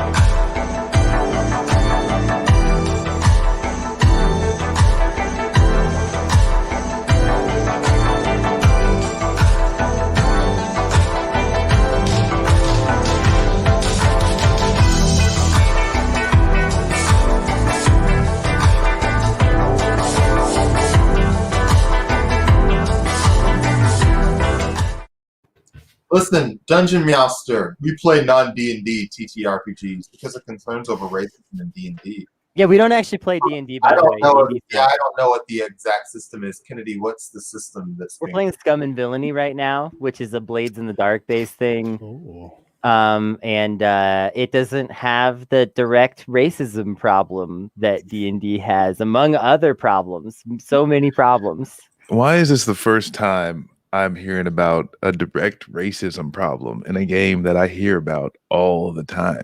I learned about it the other day from Dungeon Master. I didn't know, I wasn't aware of this, but I don't really play D&D all that often. Can someone elaborate this, please? Yeah, so D&D has like a kind of problematic history in a number of regards, but like wait, is this like an orcs of the black people thing? Yeah, so like essentially like a lot of D&D's conception about like race, as we think of it in fantasy terms, comes from Tolkien. Tolkien's conception of race is racist. So extrapolating that forward, D&D has this sort of bioessentialist view of if you're an orc or if you're an elf or if you're this or you're that, it means certain very determined things about you. And some of these even play into morality. And in particular, what like one of the notable ones is that the dark-skinned elves were evil for a long time, just explicitly evil in Dungeons and Dragons. And that was just how it was. And a lot of people did not see that as racist somehow. Well, I love that. That's why I love Harry Potter, is because the hook-nosed goblins that hoard all the money is far less problematic. So much less problematic. Well, yeah, I mean, anti-Semitism is alive and well, for sure. Y'all should see the things that, like, those little turds say about me and Abigail Shapiro every time we get raided by, like, 4chan children. It's amazing. And it's so endemic, right? It's built into so much of our symbolism. Like it's built into a lot of our symbolism, racism and anti-Semitism and sexism, you know, as all of these systems sort of work together. Yeah, and for the record, you should also cancel D&D because it's a story of classical capitalism. Gary Gygax stole his ideas from other people that weren't credited and then eventually sold them to a much larger and even more exploitative corporation that owns them to this day. Why would you support that? Yeah. Do you guys want to talk about like anti-Asian discrimination and like some of the violence that relates perfectly? Anti-Asian discrimination also has a very long and storied history with Dungeons and Dragons. Yeah, it's really off the wall. I saw a TikTok video that I thought was kind of interesting, so I thought that I would put it on and we comment. So here we go. America is so racist. Why are Asians the highest earners in America? Do you know that Asian Americans face the highest poverty rates in New York City? Chinatown restaurant and construction workers live here in 64 square feet cubicles for $9 a day. 1 in 4 elders live in poverty. Some collect 5-cent cans to make ends meet. Or what about ICE deporting Cambodian Americans who came here as children fleeing from a genocide that the US helped create? But when you think of Asian Americans, you think Crazy Rich Asians and Netflix's Bling Empire. Only model minority stories are publicized, while disadvantaged Asian Americans get ignored. The groups at the top were only led in the US if they were already rich and educated, and the groups at the bottom are usually refugees. This model minority myth not only erases Asian suffering and struggles, it's also used to demonize the Black and Latino community for living in poverty by denying the existence of systemic racism. True. Damn, that just is straight fire right there. We'll put that plug in our post-show notes. I'm a boomer. Like if you zoom in close, like you can tell your hairs. See them? Yeah. That's why I don't let them zoom in on me like that, dog. I keep the camera back a little bit. And actually, they're like tucked into here. That's why I wanted to come over that way. Stop it. But TikTok still surprised me because like I'm expecting that video to play through, but they always like jump in like, no, I'm coming on this motherfucker because they just said some fucked up shit. I was expecting that TikTok to be like terrifyingly bad, but then like, yeah, she came on and dropped like real shit that people literally don't think about. And especially with the, latest violence that was going on in Georgia, like that is exactly that, right? People are not talking about the fact that some of these women lived there. Yes. And so this whole thing of like, yeah, and even to bring it up like, oh, the anti-Asian stuff, it's like you're not really talking about the shit, because at the end of the day, this is some I quote Pascal Robert from Black Agenda Report all the fucking time now because he's awesome. But you asked me a question one time. It's like, where you have to like focus on this class. You have to focus on the power of capitalism that drives people down, and like that is where this real power rests. Because it's like at the end of the day, it's like if all of these things are taken away, do you care about some white boy being racist? It's like no, you know, and like that's still establishes a sense of physical danger, but like hell, you could actually be able to put yourself in a space that is safe, right? So like that's where. You know, this whole idea that, you know, the doctors, right? Asian doctors and smart math people, and they're all fucking good. Why would you ever hurt that? It's like you're not even looking at these communities where they're coming from, what they need. And because America never has. Yeah.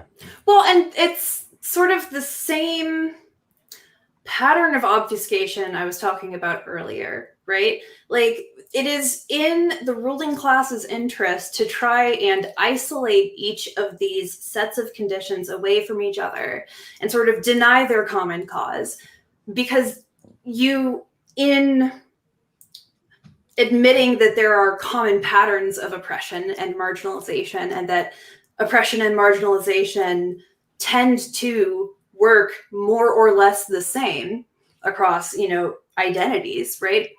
If you obfuscate that, then you can make it about people's identities, and you can keep people sort of at each other's throats without really forming solidarity and unity. Yeah. Which isn't to say that, you know, each identities don't experience real, significant, and unique ways of suffering and oppression, right? I never want to come across like I'm saying that, but tell me what y'all think. What's going on? Babs, you haven't talked for a while.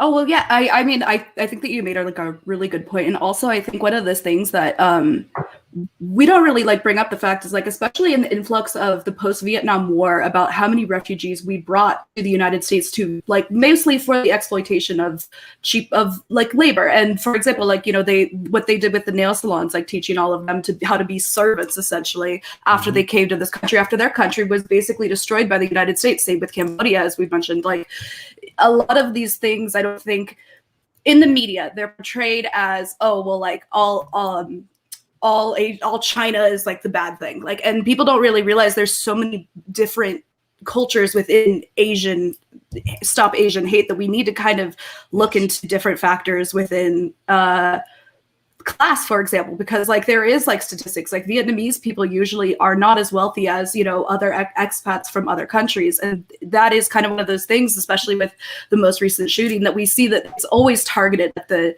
those most vulnerable, even within this vulnerable group. And I think that outreach and things like that are very important for those things. And I just don't like how the American media portrays these events as, oh, well, it's just one reason for this, when there's a lot, and a lot of it just goes back to like U.S. imperialism. Yes. Yeah, that's where the segue was going to go with this, the U.S. imperialism. Really, it's all roads lead to Rome. Yeah, well, and the reason I talk about like the conflation and the stories that people write about these and sort of the narrative around them is because those narratives are what actually feed these behaviors, right? People act on these things, horrific things, because of the stories that they believe, right? And we have to take those back. You know, we have to like really, I think, work together and tell a more coherent story of oppression like we're doing here. And that's part of why I'm really glad to be here with everybody today. Laura, let me hear from you. What were you about to say? Well, you know, I have War as a Racket written up there. It's also, you know, one of the greatest books ever written. But it does tie into that U.S. imperialism. And going back to, you know, Smedley Butler, who was part of the Philippine War, the Philippine-American War, where a lot of atrocities happened back in the 1800s. And then we're going into the 1900s under FDR with the internment camps. We dropped a bomb on Japan, ruined generational trauma. Korea, Vietnam, it is nonstop. And now what we're doing with the ramping up of China, the Cold War, the China Cold War at this point, now more than 50% of the country is anti-China, and they support sanctions on China, and that's a problem. And we're seeing that just ingrained in our society with the fetishization, and we do this with South America too. Same shit. Like if you know, with that that one guy in Texas, El Paso, I think, walked in and was just like, I'm going to kill all Hispanics. That's what, his manifesto said. Mhm. And it's not just a one-off. It is so ingrained. Where do we even go with the educational process of trying to fix that without dismantling the entire structure, right? Yeah, and if so- I can, sorry, like there's somebody said too, is like that lives like when you talk about like a Cold War, I think we should need like even just come to the understanding that we have been in a Cold War for decades, and also recognize what comes with that, right? Propaganda, not only to fucking serve the fucking grand old army, but also who are we demonizing, right? We need to start, and like that's the thing too, is like as soon as 9/11 happened, what are we always seeing in movies and stuff like that? Operators in countries that are some reason yellow filter, the dog shit filter, and there's just a shadowy Muslim bearded dude, and it's like as soon as Always unpaved like the roads music, for some reason. Right. And so we need to understand that we are currently in a Cold War, right? Because we are spending money on weapons for the eventual usage of them, right? That's what we are doing, and it comes with also societal issues, right? Or societal propaganda that makes, I guess, the idiots, right? I don't want to be idiot. I don't want to be mean, right? But the people who are not really paying attention, it is making them believe, oh, why is China trying to come after us? And they don't even know what the hell they're talking about. I hesitate to attribute it to intelligence. And here's why, right? Because we're talking about behavioral programming. And for those of you who don't know this, I have a background in behavioral psychology and specifically like cognitions. This is like where I'm coming from. These are my biases or whatever. But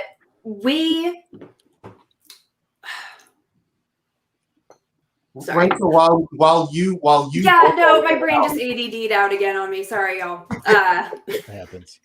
While you were I know, you're like, I had such a good one to say too, and I was just like, Well, I'll just weigh in really quick and say, Oh, I wait, think I a lot remember of this has to do with like a narrative of history where white people, specifically white straight men, did everything. And there's this funny perception in this country that like especially Asian and Latino people like all arrived here recently. Which is like obviously this really false thing. And there are definitely Asian people who can trace their family back as far as anyone, farther than many white Europeans who live here, for sure. And for Latino people, I mean, obviously, some of them can trace their history here as far back as it goes.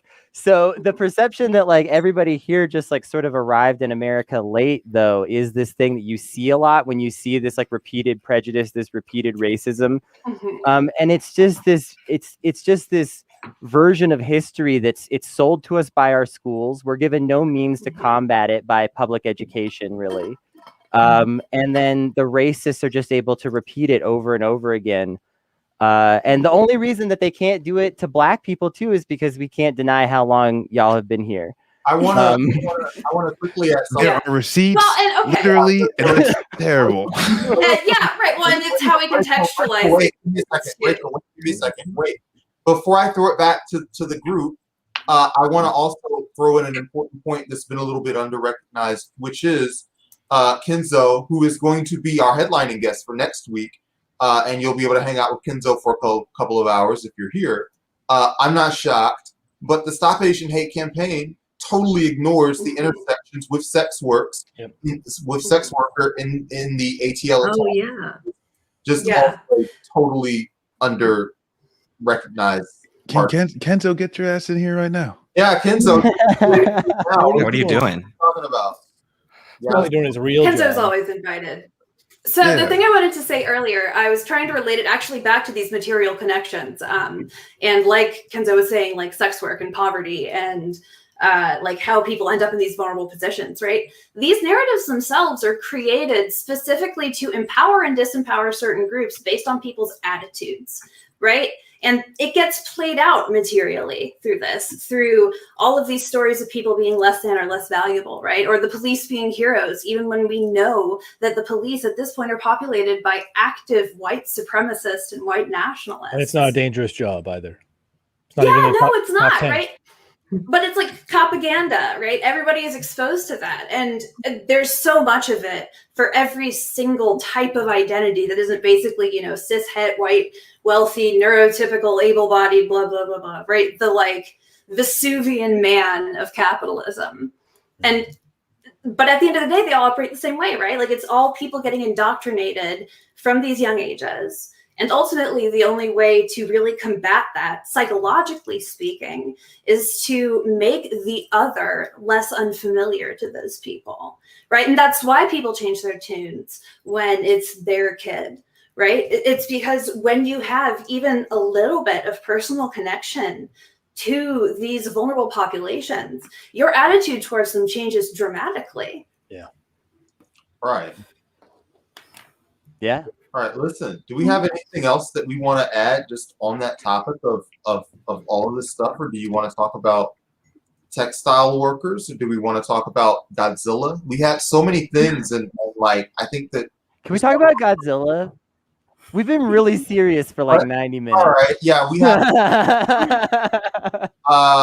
Xavier, get yourself on here and turn your mic on and we'll pull you up. But yeah, let's talk about Godzilla. It came out this week. Who liked it? Who didn't like it? What happened? Didn't see it. You gotta take control of the room. Who saw? Did everybody see it? Yeah, It was I didn't see it. so I haven't watched it. Yeah. Didn't see it. Okay, well listen. I refuse to watch it because I'm afraid Godzilla's going to lose, and that's it. That's my only reason I don't want to watch the movie. That's the same for me. I refuse Watch to believe that Godzilla will lose, so I am not watching it because I just know that that's going to be a fact. Yeah, like, why I know do that's need to watch it? I confirm it's already cracked in my head. Look, I cannot Thank you. tell you the specific thing Well, that no. proves both of you Well, wrong no. without. Stop it. Listen, you always run into these people with like 130 IQs and they're like, I'm not gonna spoil you. I want to remind you that I'm super smart. I was saying they should watch it anyway. Let everyone, and everyone should watch it. But without spoiling anything, is there a spoiler-free? Does anyone have a spoiler-free review of Lizard versus Monk? Yes, I rooted only for destruction, and my guy won. Nice. Yeah, I want to say that was I was watching one of these fights, and somebody who was watching the movie was like huffy and indignant, a little like a certain someone that won't even watch the movie because they're worried about their fave losing. Yeah, and certain they were someone. Who It's a couple of us. fired you on in this? Only one. I'm very indignant. They were like emotionally invested. I'm like, listen, just like watching the UFC, I'm just here to see a good fight. I paid my $50. That's my ideal movie. I agree with you. It needs to be like a UFC fight. All I want to see is lizard and monkey. That's all I care about. I don't want a plot. I don't want anything. I just want monkey and lizard. That's basically what it is. This goes deep for me because Okay, I might grew watch up- it now.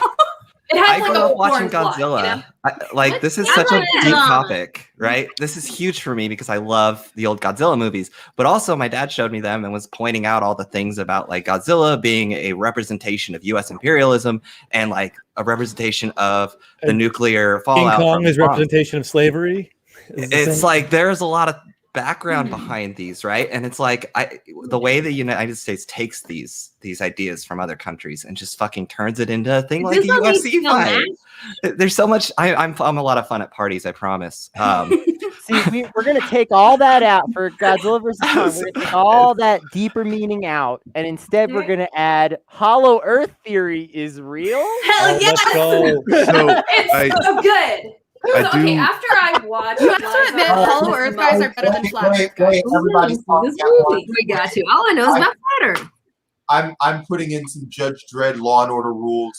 So I am instituting Judge Dredd rules for the next 15 minutes. Marcus, Babs, Courtney and Keisha, Rachel. All right, go. Um, Marcus, yes. I was gonna say I I feel like this conversation in a whole is just doing a lot of disrespect to a movie that maybe some of us have seen. That is exactly what kind of seems like people were talking about. And it's also featuring Dwayne "The Rock" Johnson, which is he's let's go. too bad on the eyes either. And so you got a guy, right, built like a fucking tank, bronze fucking bull, trains this huge monster monk, and then there's a fucking Liz and what, a pterodactyl rat or some shit like that. So things get a little bit more spicy and Rampage, and just like settling on 2. Come on, get the fuck out of here. Let's go. Grow up, y'all. Agreed. Trump years wasn't that bad that you can just dismiss great film and cinema like that. Wow. I'm so there with you. Hot take. That's a powerful take. Babs, what do you got? You know what? I honestly forgotten. I think that I'm just blown away by the option of it. So I'm just like, okay. It took me on a journey. I felt like I was there. Yeah, we haven't seen it, and now I'm thinking maybe I will. I mean, I was on the fence. Or have we seen it? No, we have not seen it. But Marcus really swayed me. I mean, but also I like this. Is it, is it the imperialism? Like, that makes it interesting too. So I might give it a look. I don't know. Guess what? I also have not seen Rampage. So now I'm making the little Dwayne "The Rock" Johnson. I'm making the eyebrow. Maybe I should be watching Rampage. The people's eyebrow. Yeah, Rampage is the video game, right? Like, it was based off the video game version, because The Rock's was just had that niche in life to just be the movie version of video games. They had him doing like Spy Hunter. He's doing like, Jumanji. He's just doing all of the game adaptations. G.I. Joe. If like a himbo could be a movie, it would be Rampage. It is so fucking dope. Like Joe Manganiello, that like one of the hot dudes from Magic Mike. Like, he is like a special operator in the beginning of the movie who fights a fucking 50-foot tall wolf with like a machine gun. And then you get what's his name? Fuck, I always forget his name. The dude with the bat from Walking Dead. He's like the guy who plays Negan? Yes, the Negan guy. He is like a fucking deep state operative that ends up like teaming up with The Rock, who is just like a guy who can talk to monkeys and used to be in the special forces. It's so fucking dope. Can we talk about the movie Predator, like the 1986 original Predator, with like, that was like one of the best fucking lineups ever, right? Like, because with the dreads, I mean, that was amazing. It was 2 former governors, 2. That's right. There were 2. Yes, or future governors. Future governors in that movie, and now former, right? I also want to give a rapid shout out before we throw it back to the panel, just for some nepotism. My cousin RJ Anime, my older cousin, also runs a very fun Twitch stream on Friday night, which is more of a gaming stream.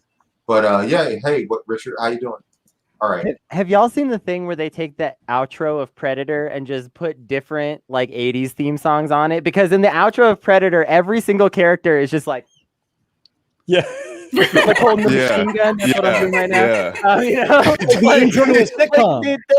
They're on Full House. The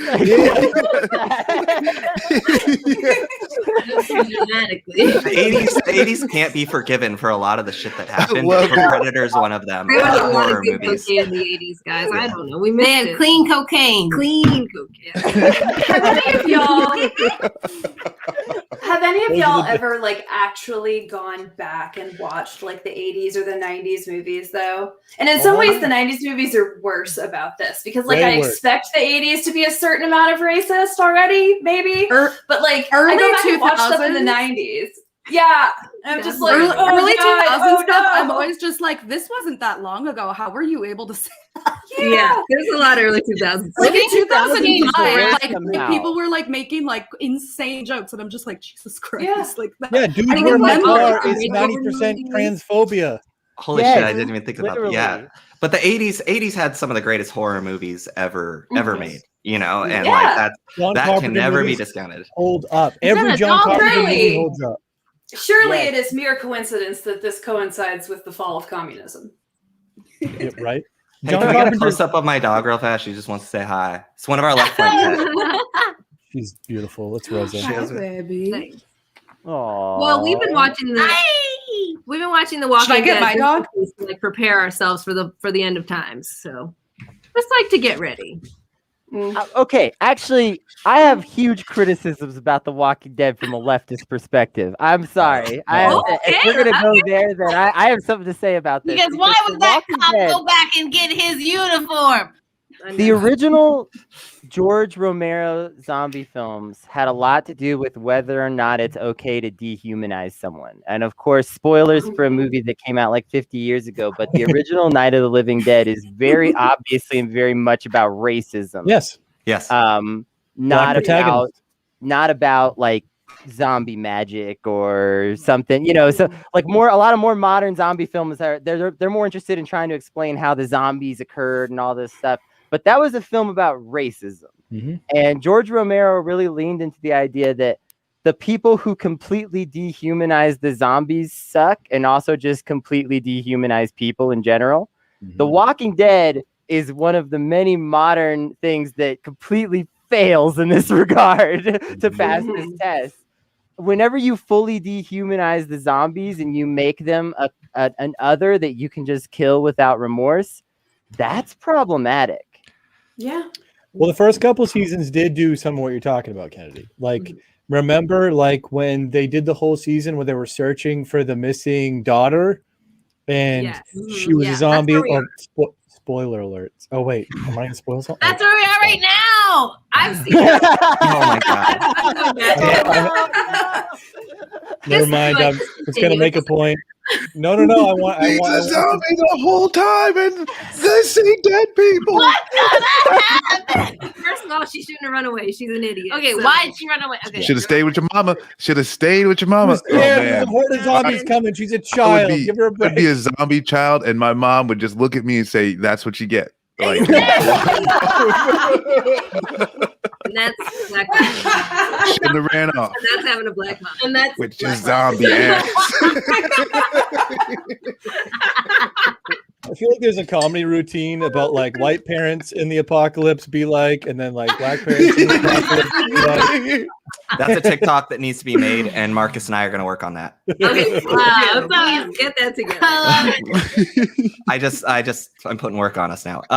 No, it's really funny you mentioned the Night of the Living Dead, because Dawn of the Dead in the 80s was also anti-consumerist and anti-capitalist. Yes. But the problem with all of these, with Walking Dead, with Dawn of the Dead, all the protagonists are fucking cops. Can we stop making protagonists cops? Rick, fuck Rick. Dude, Let him like I fucking didn't even know. Dawn of the Dead notice it. cop Ving Rhames in the 2004, and then the black lead in Dawn of the Dead 1986 or whatever. Yeah, they're all cops. Always cops. What the hell, guys? So much propaganda. As if the cops are going to guarantee you- handle a zombie apocalypse well. They Yes, can't that's what I even was just handle gonna like say. a dog. You being, can't like, even de-escalate a angry. situation. Seriously. Like, Just kill what do you everyone. This think is my gonna dream happen, scenario. folks? Right, The cops are gonna melt down in 10 minutes. They're first to go. Okay. Oh my god. I think though, as much as media is sort of a reflection of the times it's created in, like the direction our horror and I guess sort of our gore porn type media has taken reflects a desire to sort of return to this state of nature, right? Like people at this point want a reset. And I think that everybody is really looking for that sort of moment of catharsis now. I mean, everything I was saying about how like it dehumanizes people is true. Like I agree with all of that, but I think that like the reason we're seeing this media changing the way it is because it is in this context where everyone is feeling real cagey. Mm-hmm. And I think it's speaking to sort of larger anxieties, you know, about how we want this catharsis, how we aren't sure what's going to happen, you know, whether it will or won't happen, right? And we're sort of rehearsing in our head all the time, like, okay, well, what do we do, you know, when it gets this bad? What do we do when the bomb drops? What do we do when somebody starts shooting Are in the enough middle of the people mall? practicing that? I feel like enough people are not practicing that kind of thoughtfulness. Well, We there's have a our kids particular. literally doing active shooter drills drills. without those consequences. No, we have our kids doing active shooter drills, like in school. Yeah, our Like, kids. we but absolutely are people that rehearsing you these interact things. with on a day-to-day basis. I don't think that other people are really thinking about the way that their actions Rachel, I leave this room for 60 seconds and I come back and you're in apocalypse mode. As soon as I turn my we're talking about I just wanted to talk about Monkey. I had a big take on Monkey. We started I this wanted show to and talk we're like, about hey, let's Monkey. have a good vibe show. And then I leave. The vibe is a new vibe by the time I come back. There's literally a fire all around us, Brandon. Someone please fire clip rises. Rachel It yelling wasn't about even me Monkey, this please. It wasn't even mask and she's talking like Sean Connery. Oh, are you ready for the fire to rise, comrade? She scared Babs off. Oh man. See, I only smoke. I only Now, speak. look, I mean, you want to there- talk about the monkey again? Because I do want to talk about the monkey movie. No, Because I it was wanna really talk good. about- I think it's funny because in my life, I feel like I run into too many people that are the opposite. Oh snap! Wait, oh, that's a puppy corgi. Breaking news alert! There's a dog on camera, ladies and gentlemen. There is a dog on camera. This is Puppy alert! Puppy alert! So cute. Oh, Okay. all right. Tell us about. Oh, Can this I is finish my Ruby. point though? Yes. This is Ruby. She just woke up from a nap, so this is the only time she'll let me hold her when she's not a little biting monster. But I love her very much. Aww. Yeah. Show corgi butt. This is top Corgi tier. butt. Yes, let's go. Your dog suddenly turned into a loaf of bread. She is just a giant loaf of bread. It's fabulous. She's I perfect. love her.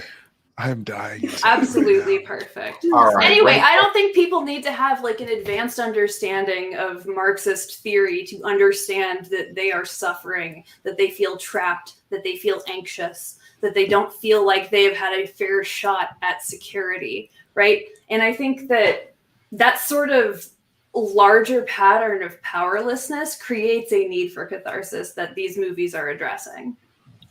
Well, and leads to conspiracy too. I would say in a lot of cases, like I'm to the much to the chagrin of my co-hosts at Left Flank Vets, I am obsessed with the QAnon psychos. I am too. I feel you. I love learning more about them. My favorite resource is QAnon Anonymous, by the way, the podcast. It's amazing. They stream on Twitch too. But I love learning about them and like trying to understand it, right? Because it's a thing that's so crazy that I feel like I'll go crazy if I don't try to understand how it came about and what these people believe, right? But like lately, what I've been doing is actually tracing the roots of it back to the survival right movement of the 80s. So the survival right comes out of the idea, the same thing that you were just talking about, Rachel, this idea of a reactionary catharsis, which is, well, the white supremacist state that we want can't come about unless there's a cleansing. So what we actually want is to bring about the apocalypse. And if we're prepared for it, then the whites are prepared for it. Then we will be the righteous inheritors of the earth afterwards, right? Purge, like purge type shit. Yeah. Well, like, I mean, although just the purge was actually pretty subversive in that capacity. yeah, I mean, the nuclear apocalypse they're imagining is instantaneous. It's not a controlled government cleansing. It's more of a like we will bring about a Fallout style like destruction of wasteland humanity. shit. It's like poof, all the brown people are gone. And then we will come about and we'll bring about the righteous white supremacist state that we desire. And the QAnon psychos believe a similar thing, which is that when the Great Awakening comes, they will be, not only will like their kids invite them to Thanksgiving again, because they keep talking about the satanic cabal of Hillary Clinton clones that are sucking the adrenochrome out of infants, you know, but they believe that they will be shepherds of that knowledge to their relatives and everyone, because they'll be like, okay, all these military tribunals and executions are happening at Gitmo, and we're getting rid of all the pedos now. Like they're gone, and I need to explain to you how this came about, what happened. It was a military operation. That's why Trump became president. Like he was forgoing all his wealth and empire, and JF Kennedy Jr. came back and became his running mate. That's how he retook the mantle of president. Literally the Michael guy. I love it. It's really sad if you. if you go on the Q forums like post-election, it's really, really bleak because a lot of them are losing faith, and they are just like realizing like there's posts of guys literally saying like, I lost my entire family. I like can't go to Thanksgiving anymore. Yeah. And it's sad because like he got like deranged, into believing like this crazy idea that makes no sense.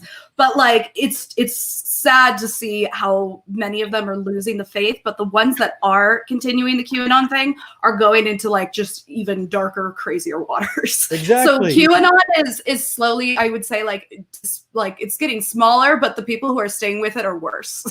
Oh, yeah. I think it's transforming. Some costs. I can't help but wonder if we wouldn't have a much easier time intercepting people like this if parts of it weren't true. Like if there wasn't actually a shady cabal of pedophiles doing child sex trafficking on. I mean, Matt Gaetz, like just this week. Well, the most effective lie has something in it that you can point to. Yes, a kernel of truth. Truthful. But that's kind of why I think the whole discussion of class is so important, because I feel like there's a sense of like protection. They're trying to protect a certain group of people, but maybe if people understood, like people need an allegiance, apparently. Like you can't, obviously people cannot just look at politics or policy. It's got to be teams. But it's like, how can we redirect people's protection that they feel in this scenario to feel that way of, our class kind of, you know what I'm saying? Yeah. And when it comes to that too, it's not just like the feeling of protection, but it's the capitalist alienation and pain and suffering that is inflicted upon them has to be absorbed by something. And that there used to be some kind of left movement that could absorb some of that. That could be like a union movement or something to point to be like, these are the people who are causing your suffering. Like, obviously, like Rachel just said, there is a cabal of psychos who are literal pedophiles in power and get away with it with impunity. That is absolutely true. Right.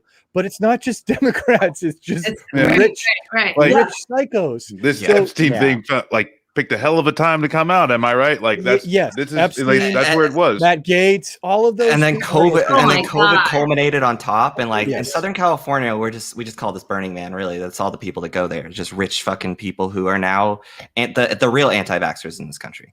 These are the fucking people who have really bought into this whole child trafficking thing. They're at the border every day, like watching people. It's like the people following. Who was it? Lindsay Lohan was following that woman around.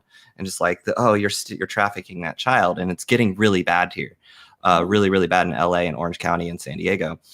And it's just this incredible culmination of, and we're talking about class too, where if we're de-radicalizing or if people have nowhere to go and there's no material conditions set, then they're just going to go straight back to where they were. There's no changing actual material change for them. And it's not like the Democrats are fucking doing it, So we have to continue to fight this. It's going to be an ongoing fight for a long time. Yeah. One really useful idea from Mao, actually, not that I am a Maoist, but this, credit where it's due, was that we really are going to need to have both this material revolution and also a cultural revolution, right? Because if we do not fundamentally change the way people think about these things, right? And the stories people have available to them for how these things could work, right? And imagine visions of futures that could be better than this, right? If we don't get that in, like it's going to keep going to the QAnon people, and we're going to end up in the actual nuclear apocalypse that these, death cultists are really desperately trying to bring into existence. The only, I don't know, this seems so hard. It seems like a very difficult thing because even idea that you heard like, oh, hey, keep the government hands off my Social Security, that. Yeah. So like that's a real thing. That's like, and like when I say it's like a real thing, like that is a firm misunderstanding of government and policy that a lot of people have. Yeah, and that's the thing too. Is like when the USPS thing. For me, like that was just like, okay, hey, yeah, like people are understanding that this is that you can come together, decide something is good just for goodness sake, right? And just do that, right? Postal service. And so that type of idea of like, okay, hey, this is something where maybe we could start building people or being able to build on top Except of that nobody's idea. talking about it now. Now it is still just as much of a threat, and it's like, how do we get? Well, you got the dang Cheeto in the White House. That was he's dang on out of here. We're fine. Racism's over, everyone. Taking a nap. I'm done. Clear. I did fine. That's it. I think it's important to remember that those people, like the actual insurrectionist group, are 1 in 6 Americans. Like, it is a very large group of people in this country. Who A veteran actually too. Yeah. Thank you for your service. And, I don't want to reduce people to a fine point or suggest that, like, none of those people can be reached. However, when we talk about our strategies, perhaps we should focus instead on the, 70% people in the middle who aren't the total reactionary zombies, who might actually be persuaded, who might just be ignorant, right? Or have a partial understanding. Like, I think we can kind of let those people go. Not like in the, let them go sense, let them go. But like we don't have to try and prioritize them. Yeah, but the keep the government off my Medicare crowd isn't the reactionary right. That is like more just day-to-day Republicans, Democrats. Yeah, to be clear, this was like adding to agreeing with. Okay, cool. Yeah. I wasn't trying to like argue. Oh yeah. No, an agreement. Yeah. Word. Because I wasn't trying to say those people were like alt-right fuckers. No, I'm saying like we should be focusing on your people. Yes. Yeah. Yeah. Cool. Yeah, the Medicare. And I would add to that because I mean too. that's a lot of people really, they don't understand how the systems work, or they know a little tiny bit about how the systems work, and so they're voting against their interests because they aren't looking at it with like a complete picture, right? Well, and that includes when they're voting for Democrats. That's people who voted for Joe Biden in the primary.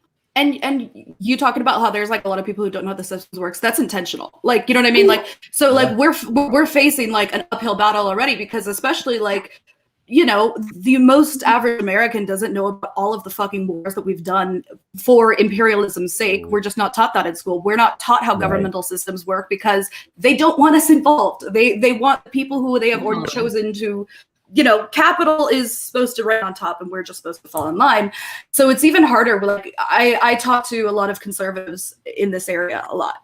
And when you talk to them, you can kind of use words just like, your boss is probably fucking you over, or like, isn't it weird how like all of your taxes never seem to benefit you? Like, I wonder why that is. And like, you could kind of use things like that. And you use it to kind of talk to people who you would think you wouldn't be able to reach just by using non-political words, and then I've gotten a lot of people to kind of join and start to see like, oh wow, like maybe like the immigrants aren't my enemy. Like, you know what I mean? They start to kind of see, oh, the common enemy is the people who have the power. Oftentimes it's like people will align with a progressive policy, but they don't like what it's called. Right. Exactly. Yeah. They'll be like, why are we paying for this or whatever? And then you're like, exactly. And they just don't like whatever the policy is called. It's really the phrasing around it, the marketing around it. Yeah.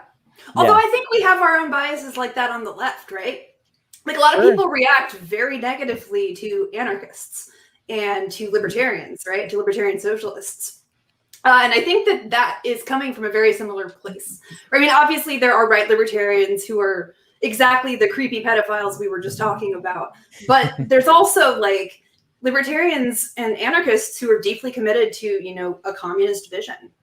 And I feel like we should not forget that we ourselves are not immune to propaganda. And we shouldn't forget that like somebody, doesn't have to be fully educated to be an ally in some respects. Like a lot of people on like the Twitter left are like, get mad at people because they don't have a full understanding of how capital sort of like ekes its way into labor and destroys things and all this. It's like, no, like not everybody gets that shit, and that's okay. Or not everybody understands every issue perfectly, and that's okay. But Yeah, that's kind of like what I was thinking, because I've seen people really tear each other down about what classes they are, and it's like, yeah, I that's kind of like a distinction I've really seen people try to tear each other down about. Yes. We're all working. Yeah, so. and we could bring so many more people in if we didn't have all these strange barriers. Like, have you read this book, or do you know this manifesto? You're always talking about. It's like, it's too intense. I mean, a lot of people, if you just go to them with the basic facts, like, would you like to make $15 an hour? Do you think your work is worth that much? Would you like to have some vacation time? Would you like Do you to have hate your boss? Oh, Yeah. Do you hate your boss is like a universal question. Right. Like, Talk about this bullshit you're going through at your job. Talk about, you know, we were doing this shit, you know, DSA in Atlanta, and there was this Ossoff and Warnock election. And so they were like, well, you know, we don't really, you know, fuck with either of these people, as, you know, people working under the imperialist system and all this other good stuff like all that. But they were like, well, we do, like, hey, do we want to organize on anything related to this election? And I think what we all agreed to was the stimulus, and just like, hey, you can go around anywhere in any city and just be like, hey, do you still want this check or not? And people will be like, yeah, I need this check. And they'll tell you what their story is. They'll tell you what they're going through at work. They'll tell you about their, you know, healthcare situation. They'll talk about their education situation. They'll talk about their student loans. They'll talk about discrimination that they face at the job, or, you know, stuff that applies to their personal life or interactions with the government. But like, it's easy to find people that zone in and feel what you're saying. One of my friends who's an Atlanta area activist / organizer, and also a Twitch streamer, Xavier Zeta. Hey, hello, how are you? I wanted to pop in on you because I know you're going through some weird stuff at the moment, but you're here, you're in the house. Wanted to like quickly say hello to you. Well, and you know, we need to have our Zoomer representation. We wanted to have some Zoomer representation, but you know, you've still got to deal with Verizon, so let us know. Trash. You know, this is just the CIA doing what it always does and trying to divide the left. They're trying to divide the left right now. That's what's happening. The CIA does not want intergenerational alliances, y'all. Oh no. We'll try to check back in with Xavier in a minute. Hopefully this works out. All that's over. Yeah, it's just a messed up set of circumstances that keeps, I mean, I think we've been talking about this a lot today, that just there's all these things just sort of driving people apart where they should be coming together and seeing allyship. And instead, no, we're seeing, you know, people are kind of just stuck in these weird feuds and stuff a lot of the time. Some of it's meaningful, like I was getting at earlier, where some of the distrust is earned by groups that have been marginalized over and over again and deserve to feel a certain way about that. But a lot of it's just weird infighting and have you read the right books is just, I'm so over that. I do believe in team theory. I do believe that even if you're poor, you should try to get your hands on a little political theory and make time for it, because I say this because I'm poor and have been my whole life, and reading political theory helped me to feel better about myself as a poor person. So I don't just say this because poor people need to be educated too, but because I think that poor folks could actually benefit from political theory that makes you feel less bad about yourself, because you realize that like there is an economic system that is holding basically all of society down to some extent, and that you are not just a failure personally, because that's what capitalism teaches you, is that if you're not a millionaire by like 23, you already done fucked up. Yep. You already blew it. Your Epic life fail. be over. Go become a pipe fitter. That's your best remaining option. Which would be a good paying job. You know, which would be a good paying job. Yeah, but then, you know, you don't get to decide anymore whether you're working for the defense industry, right? But did you guys notice how they're toting the 6% job unemployment? They're even though, and the CNBC article specifically said not counting the 11% of people who are not looking for a job. So it's 17%, but they're just going to make people feel guilty for not having a job. So well, like that doesn't. So then it they can doesn't- justify not passing any more stimulus. They're going to be like, It doesn't count. The job you're doesn't the count only the one who people doesn't who- have a job. Right. Hey, listen, Babs is heading out. Babs, we're so glad that you could like hang out with us for a couple of hours. Can you please tell people where to hear from you, see from you, do more stuff with you? I have a podcast called Radio Free Labor. We do 2 episodes a week. Come check us out. We do a lot of stuff about imperialism, especially. And then you can follow me on Twitter at Cowgirl Bebop, and I just shitpost. Please don't take anything I post seriously. Take this seriously. A really good follow on Twitter, and just always a person with really good, intelligent thoughts. And we're glad to have you on. When we thought of, we've got to do our best for this. You were one of the people we thought of, and we're just super glad that you came by and hung out with us. I had a blast with you guys. Thank you guys for having me. All right. Hope to see you again soon. See you later. Bye. All right. That was super cool. But anyway, But you know what? That seems like a good time to drop our bomb. your bomb. Our bump. Oh, what is our CIA bomb? says what? Yeah, let's take a You're right. 60-second break. Yeah, so let's let's drop break. a bump. Let's get a break. Let's do it.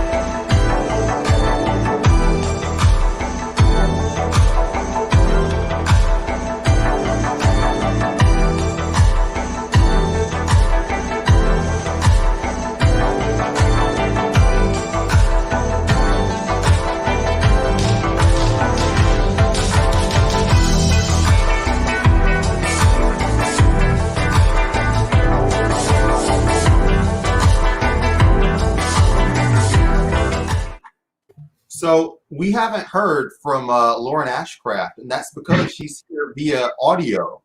We're gonna play like our interview with Lauren. We might release like the video version later, but you know, we just wanted to do it and get it to everybody.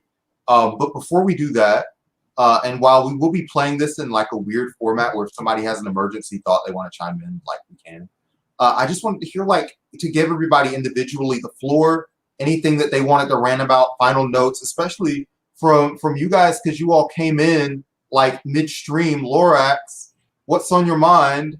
What's your big takeaway for the week? What's weighing on your spirit now that we're all here doing our crossover thing? I'm in a weird place theory-wise in my own mind since we were talking about it, but that's way on my mind, and I'll figure my way out of it between different organizations and how we're going to make this work. That's where I'm at. But we'd love to hear from you at Left Flank Vets and continue following us, continue supporting us. We have a wonderful community, Discord, all that stuff, Facebook, Instagram. And yeah, just looking Y'all forward. have been super phenomenal. And I love that the community has been super enthusiastic about like your fucking work ethic is the #1 like actual headline for people who actually watch your show. Which is y'all are just always like getting after it, and just have a great mindset and attitude towards like helping people out and showing them new stuff that y'all learn. Dick, take the floor. Talk about what's going on in your mind. What should we be doing to follow you more? All that good stuff. Yeah, in keeping with what you're just talking about, Brandon. Let me give Marcus the kudos he deserves for, like you said, the work ethic that's been put into Left Flank recently is like Marcus been putting in some serious hours, streaming like almost every afternoon into like the early evening before we do our regular nightly streams. So that's a lot of what you're seeing. Left Flank being live is Marcus hold down the fort by himself or with the guest, and one of us jumping in where we can. But we do have like a number of like weekly shows that we've added now. Marcus does This Is Not a Barbershop every Tuesday at noon Eastern. I have my show, You Don't Know Dick, at 1 p.m. Eastern now every Monday afternoon.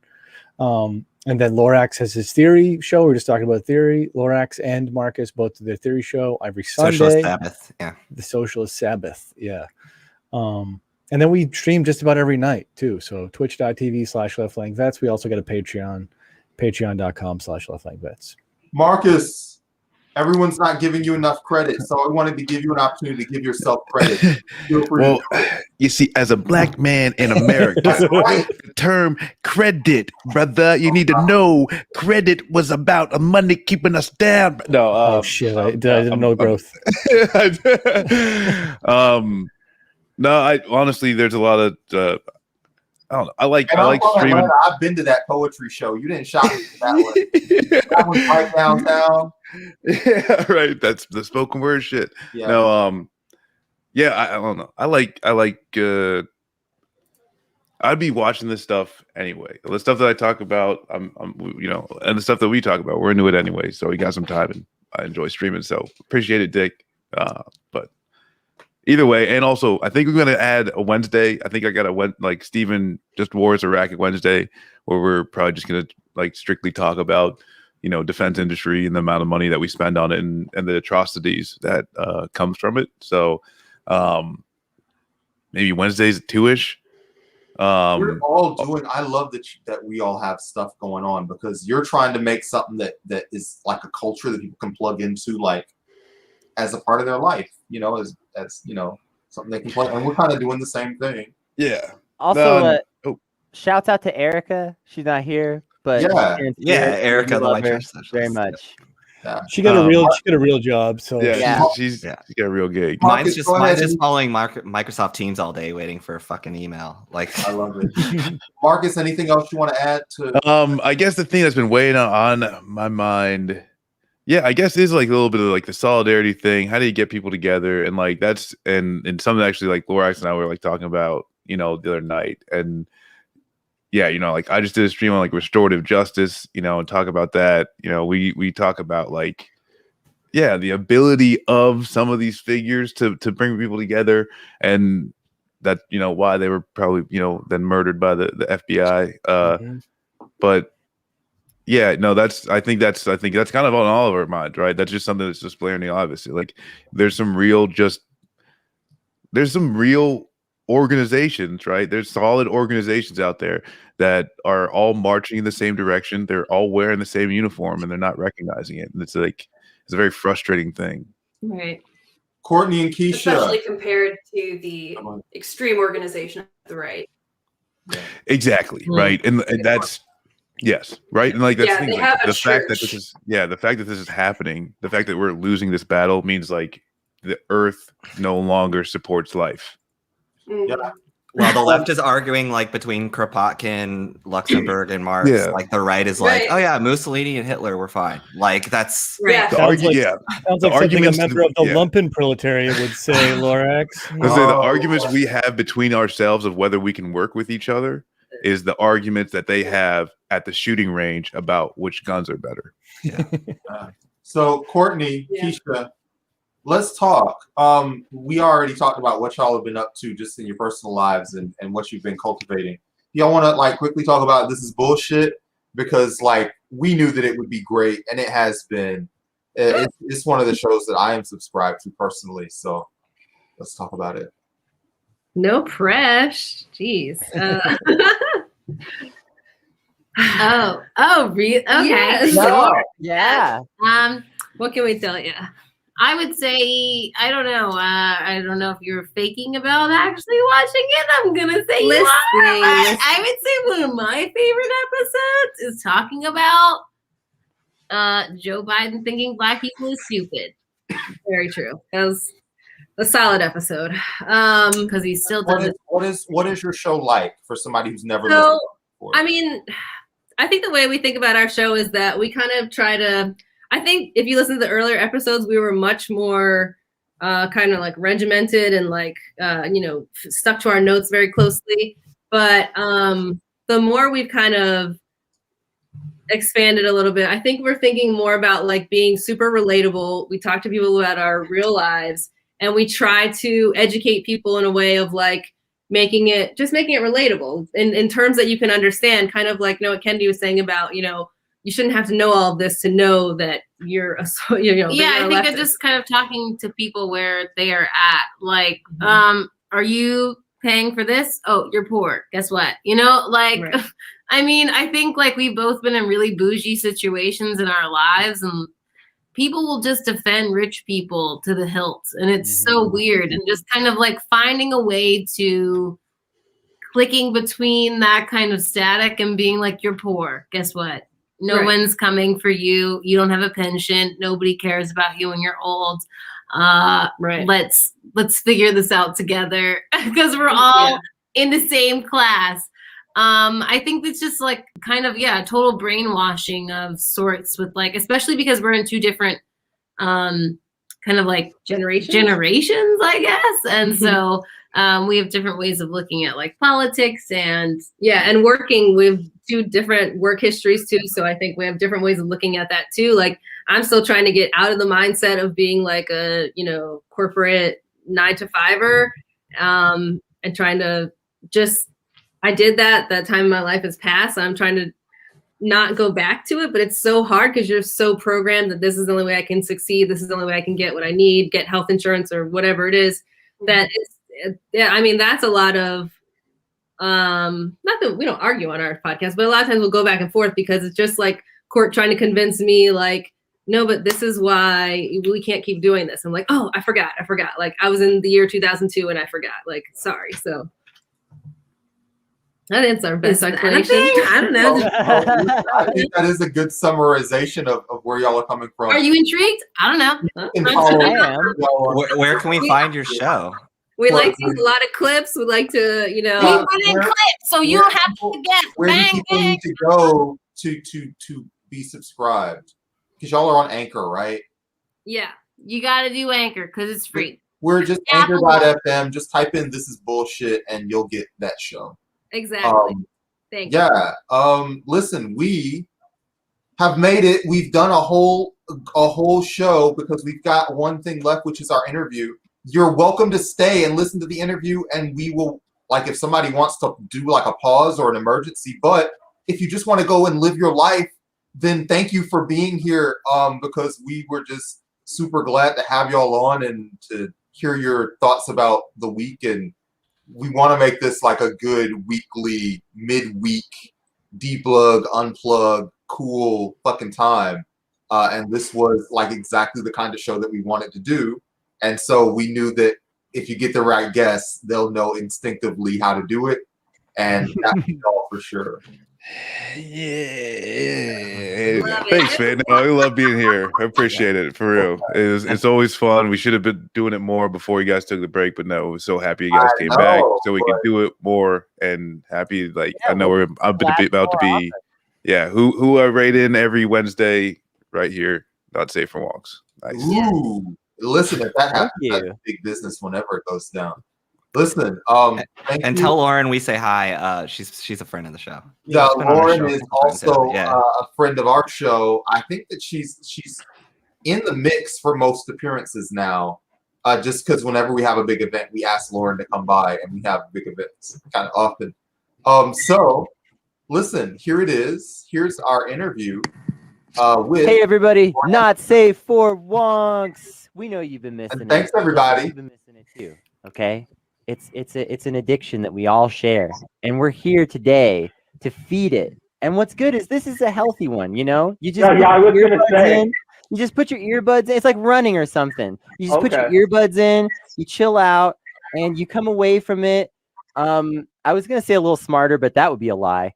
So we're just gonna have some fun. We're just going to have some goddamn fun. I was wondering how you were going to pivot this as you start our episode, our comeback. Like, welcome. It's time for you to surrender to your addictions. It's time for you. No, this one's okay. It's like a runner's high for your exactly. Or like eating really hot chili peppers. Yeah. You know what? That's a good theme. We've got chili pepper veteran Lauren here, Lauren Ashcraft. Oh my Long-time friend of the show. Oh, who knew that you would be here? Wow, who would have thought? I know we're an unlikely bunch that has never interacted previously, and I also just want to say that I'm wearing Not Safe for Wonks merch, which I know the people cannot see, but I wish they could. We might make a clip of that one thing. So it's okay. Please, yes, look at this. It's Christmas around in my heart, and I just got this shirt, and now I'm going to be wearing it pretty much every day for the rest of my life. So, I was hesitant to be wearing it like that often, but when you get it, it actually is very comfortable. Right? Nice layered fabric. I would say it's like my third most comfortable. I mean, those top two, they're heavy. Like, listen, this thing isn't super expensive. It's a regular sweatshirt, but it was pretty good. Yeah. Pretty nice. It's got Pretty nice. It's got that nice like flocking inside of it, so that it's extra like fuzzy. It's got that extra flocking. It's great. And when on audio only, I'm just rubbing my skin on the inside of this, and I'll be jealous because I am of myself. Yeah. And Lauren, this sweater arguably wouldn't exist without you. Yeah, this is true. Because it was the first episode that we ever did with you. We were doing Is It Cringe? And we determined with you that capitalism was in fact cringe. Yes, that is your shirt. You coined that phrase. It was a groundbreaking decision. It was heralded all across the world as the final word on whether or not capitalism was cringe. And now you have the merch to celebrate it. Oh my gosh, I am floored. I also all I really wanted to do in life is make a difference. And I feel like helping you all to coin this phrase was my contribution to society. And also not suing us was also a big part of your contribution to society. I would never. Listen, how's it been? You've been chilling out, you've been floating, you've been doing a lot of spiritual work. How's it been the last, since the last time we talked? Oh my God, speaking of spiritual work, Kennedy, you were just talking about your Leo Tolstoy book. I have another recommendation for you. Unless you read it. But I'm really into the idea premise of feminist religious history because it's been drowned out of a lot of historical conversations. So I was recommended this book, Mary Magdalene Revealed. And it is so interesting. So nobody really talks about Mary Magdalene. In general, when you bring her name up, they're like, oh, she was, I don't know, people have their stereotypes. Apparently she was a very empowered woman who was ashamed of her body, and I love that for her. But that got her a lot of derogatory reputations, which I find sad because she should be proud of her body. That's great. Anyway, this book is analyzing the text that was allegedly written by Mary Magdalene. Nobody pays attention to her and her writings because she's a woman and she approached religion in a very spiritual way as opposed to punitive. So this is an analysis of her text that was written from her experiences and feelings of being kind of the bestie of Jesus as a human, not necessarily as prophet, but as a dude that existed and lived a lot of life. Yeah. And it's her perspective. And I think actually it's a feminist perspective of her perspective. So it's a really cool text. I really recommend it. And then once anyone who listens to this reads it, I would love you to tweet at me because I think more people should read it. Women have been drowned out of history. Boo. And we should destroy the patriarchy. So this is actually really interesting. I haven't read the book, but I do have a bit of a story about it because this is the second time this book has been recommended to me. And I definitely need to read it. But the first time it was recommended to me, I actually used to hang out with some I don't want to use I'm trying to think of like the right language that's not derogatory to use for a small religious sect. I think sect is just fine. I used to hang out with some Mary worshippers, not super directly, but I worked for them. I would set up and tear down their events. Wow. And this was one of the books that one of the people that I knew involved with that recommended. It was a very interesting group. I learned a lot of interesting stuff from them. And most relevant, I think, is like just about the history of the word heresy and how like it's not a coincidence that that word sounds a little feminine. And how like heretical thought wasn't necessarily always considered wrong in every setting, and like it was considered like a way to develop religious thought at one time, but like then it was like sort of like as a part of branding the feminine wrong is like when you get a lot of this like Christian, we have to drive out the heretics kind of thinking. It's really a fascinating history because women's influence on Christianity isn't always felt that much. In like when you just go to like a Catholic church or a Protestant church or whatever. But it doesn't mean that there were no women helping to develop these faiths, you know? Yeah, so right. And also, I mean, I think we don't necessarily feel their influence because they're drowned out of the conversation still in 2021. And I think like one of the things, you know, we were talking before we went live that I've been on kind of like a spiritual journey, like joining meditation circles and just like really diving in. And I mean, definitely influenced by being locked in a 1-bedroom apartment for the last 12 months. Another human and 2 cats. But I think yeah, I mean, we're kind of at this turning point in our society where we just experienced like a mass trauma all together.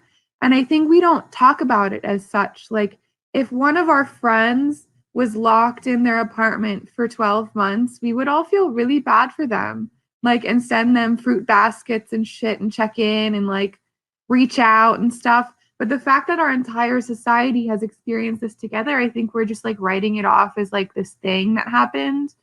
But like, it's some pretty serious trauma that we are all experiencing together, and it's okay to not be okay, So like doing meditation has been kind of one of my many ways of staying as mentally fit as I can.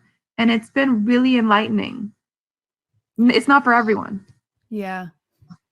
I think you were talking about like sympathy for people who get locked in their house all the time. Like I talk about this occasionally, right? Like I'm physically disabled.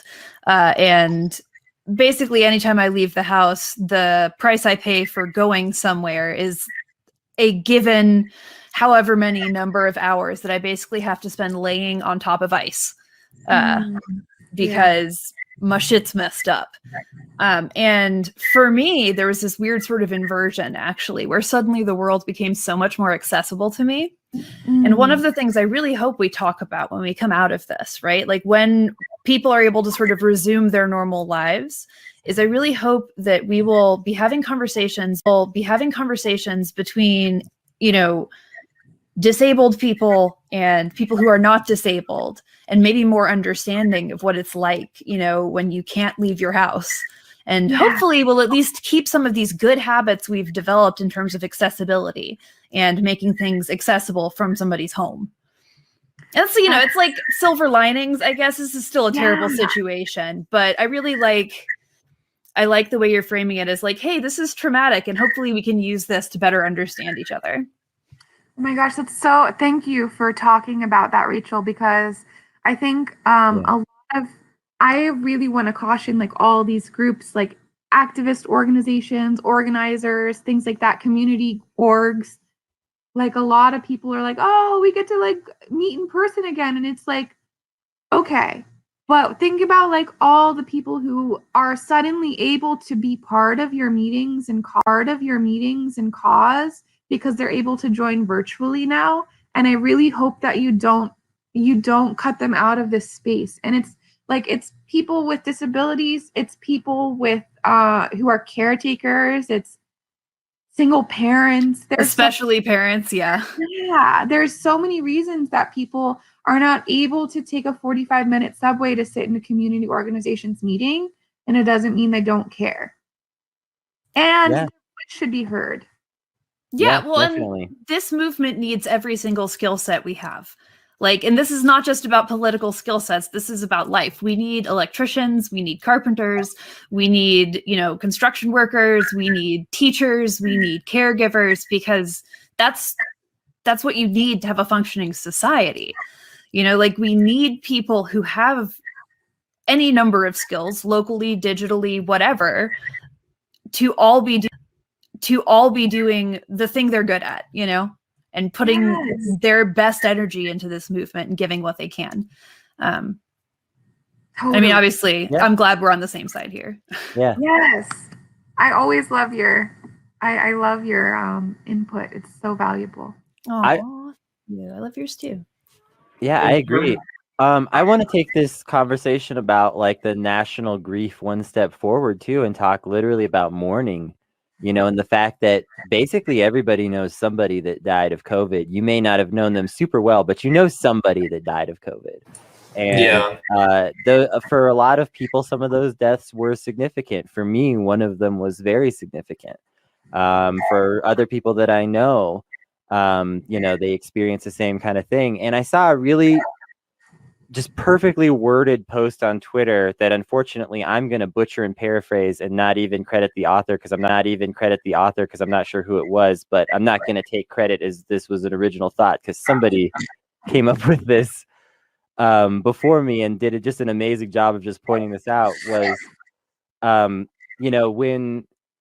when someone close to them had died, like they felt like the world kind of came to a halt, but then they understood that, that's just them. Other people have their own worlds going on, but we are all experiencing that right now. So why is nothing happening with this massive amount of national grief?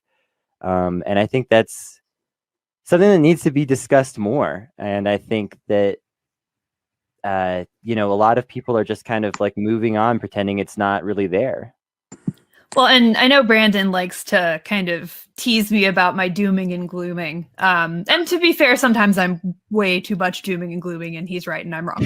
But when I talk about, honestly, most of the time, he's right and I'm wrong when I'm dooming and glooming. But when I talk about like I expect to see upticks in violence, and when I talk about like expecting there to be like things getting worse before they get better when we leave lockdown, it's this, right? It's all of this like unaddressed, unresolved grief. It is the continuing and compounding grief and trauma of people who are losing their homes, right? Or who are feeling food insecure, maybe even for the first time in their lives. That entire experience of trauma is, unless we are very proactive about unpacking it and about healing it, very possibly going to create violence, right? And so, I know we're kind of just like broadcasting into the future with our dreams here, but I really do hope that we can work together culturally and, on the left and maybe even outside of the left to like actually come together as a community once we're able to, come together again. Yeah, totally. I think like another thing that we are really not seeing is what are you doing to prevent this from happening again? Like we don't talk about the fact that like this is not the first pandemic that we have experienced in our society. It's certainly the worst that we've experienced in our lives. But we've had a few, like Ebola was pretty recently. We've seen SARS, the swine flu. Like we've seen a whole bunch of things that could have really got really, really bad. And this one has claimed so many people. And I think what we're not seeing is like, where is the plan to prevent this like senseless loss of life from happening again? Like it's not enough for me. To see that you're lighting candles on some lawn. Like actually I don't give a shit. And personally, if I died of COVID, I would be really mad that that's like how you're honoring me rather than preventing someone like me from dying in the future. Yeah, well, and Yeah. it's not just that, right? Because they'll put like vigils together while actively giving tens of thousands of dollars to the people making this happen, right? Or Yes. millions of dollars if they're a big enough company, right? And we don't have room left for empty gestures. We don't. We have to actually commit. And fundamentally, I think the response that we've seen from Joe Biden and the Democrats is that on the question of how they would have dealt with the pandemic is that they would have done it just correctly without any mind to what specifically they would have done. And I think we very likely will see another incident like this, maybe in 5 years, maybe in 20 years, and we're not going to be able to deal with it because we didn't build infrastructure to prevent something like it from happening again, like happens with most every American tragedy, is that we don't prevent it. You're worried about tragedies that are gonna happen 10 years from now. I'm thinking like right now, have you nailed the response to this current virus? Because we've got vaccine subtypes coming on. We have situations in the global south where like a cartel, they can't get their hands on this stuff until everybody else in the world gets it. And you know, and they don't always have the leverage to, you know, prevent travel or protect their own border integrity. It's just a huge mess that's happening right now because of problems that have gone unaddressed. And all of the Western nations trying to block and prevent poorer nations from manufacturing their own cheaper versions of the vaccines instead of importing the more expensive ones. Like, come on. Terrible. I want to go back to just this issue of, you know, communities and coping and how we cope as individuals. Have you done hypnosis?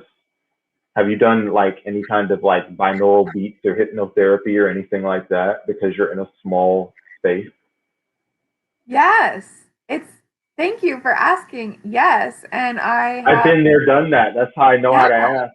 Oh my gosh, it's great. I joined a meditation circle. It's not for everyone because it's like meditative / spiritual, but I joined a circle of the Monroe Institute, and every Tuesday it's a guided meditation, and you get to ask questions about like whether something you experience is normal. The answer is always going to be yes, but they'll validate you in some other way. But anything you experience during meditation is normal and cool. And yesterday I had a cry fest during mine, and they explained that, well, there was like a Reiki practitioner there that was like, sounds like you had an energy release. And I was like, damn.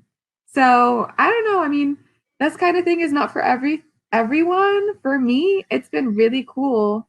And I've been really into the concept of exploring and expanding my consciousness. Hey, listen, I know why you're saying it's not for everyone, because you know some people are going to be like listening to this and having a weird reaction like they do. I just want to point this out, okay? You described this earlier as like building, I think, mental wellness or mental fortitude, something like that. Like, that is what this is. This is like treating that sort of mental health as like a process instead of something that's absolute. Now, ironically, the people that think themselves these like rationalist, anti-spiritualist people would think of mental health as a more absolute, concrete thing instead of an active process, which is itself magical thinking rooted in puritanical beliefs and spiritualism. So these people that think that they're above this, that are going to hear this and go, meditation and Reiki, y'all need to check yourselves and think about how you think about your own mind for once. Like, actually turn the eye inward, do some self-examining, and realize that a lot of your fundamental thoughts are not based in anything but magical thinking anyway. And so maybe using magical thinking to your benefit occasionally isn't so bad when you're feeling sad, you know, visualizing something better could be good. Yeah. Well, I think it's that whole weakness thing, right? Like there's this perception that mental health is a matter of like emotional fortitude. It's a right? personal failing. Yeah, that you- exactly. and some people see it as like kind of innate, like if you go crazy and end up with some kind of disorder or whatever, then they just say, oh, they were always going to end up that way. Yeah. Instead of looking at the factors that made someone have a mental health crisis and need treatment. Yeah, or even just getting like really material with it, right? Like our mental health is our brains. They're an organ. They don't necessarily work correctly. And if they're not working correctly, then you don't have the ability to push through it because the organ you would use to push through it is your brain. We look at, like, just like you're saying, Rachel, we look at, like, if I had a heart problem, I would go to a cardiologist. I would maybe get medication. Sometimes I need surgery, whatever. But like, why is the brain, which is an organ, and your body chemistry considered something that's like woo-woo science? It's like, no, there are doctors and medications and scientific studies and this is health. Mental health is health. And whenever your doctor is like, oh, you should eat right and go running, that is improving your physical health. But whenever your doctor or therapist is like, oh, maybe meditation would help you, like, that's like your doctor telling you to go running. It's like you are working on yourself and your health and your well-being, and your mind is a huge part of that.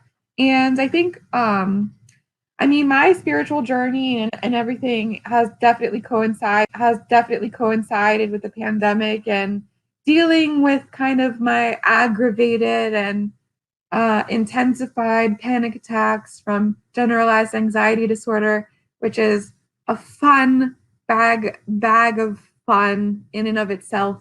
But in a way, kind of the silver lining of it was in my pursuit to be healthy again, I found all these tools and groups. And do you guys want to hear the story that really like made me go down this journey? There's like one person. Yeah, of course. Absolutely. I love sharing it. And I find every time I do, someone's like, oh shit, that happened to me. So everyone knows I love cats. We have 2 right now. We had one in November that passed away. She was 15 and just a lovely friend. And I personally view my pets as family members.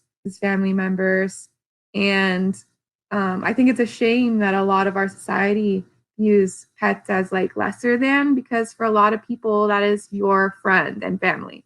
So for me, having been in like a 1-bedroom apartment,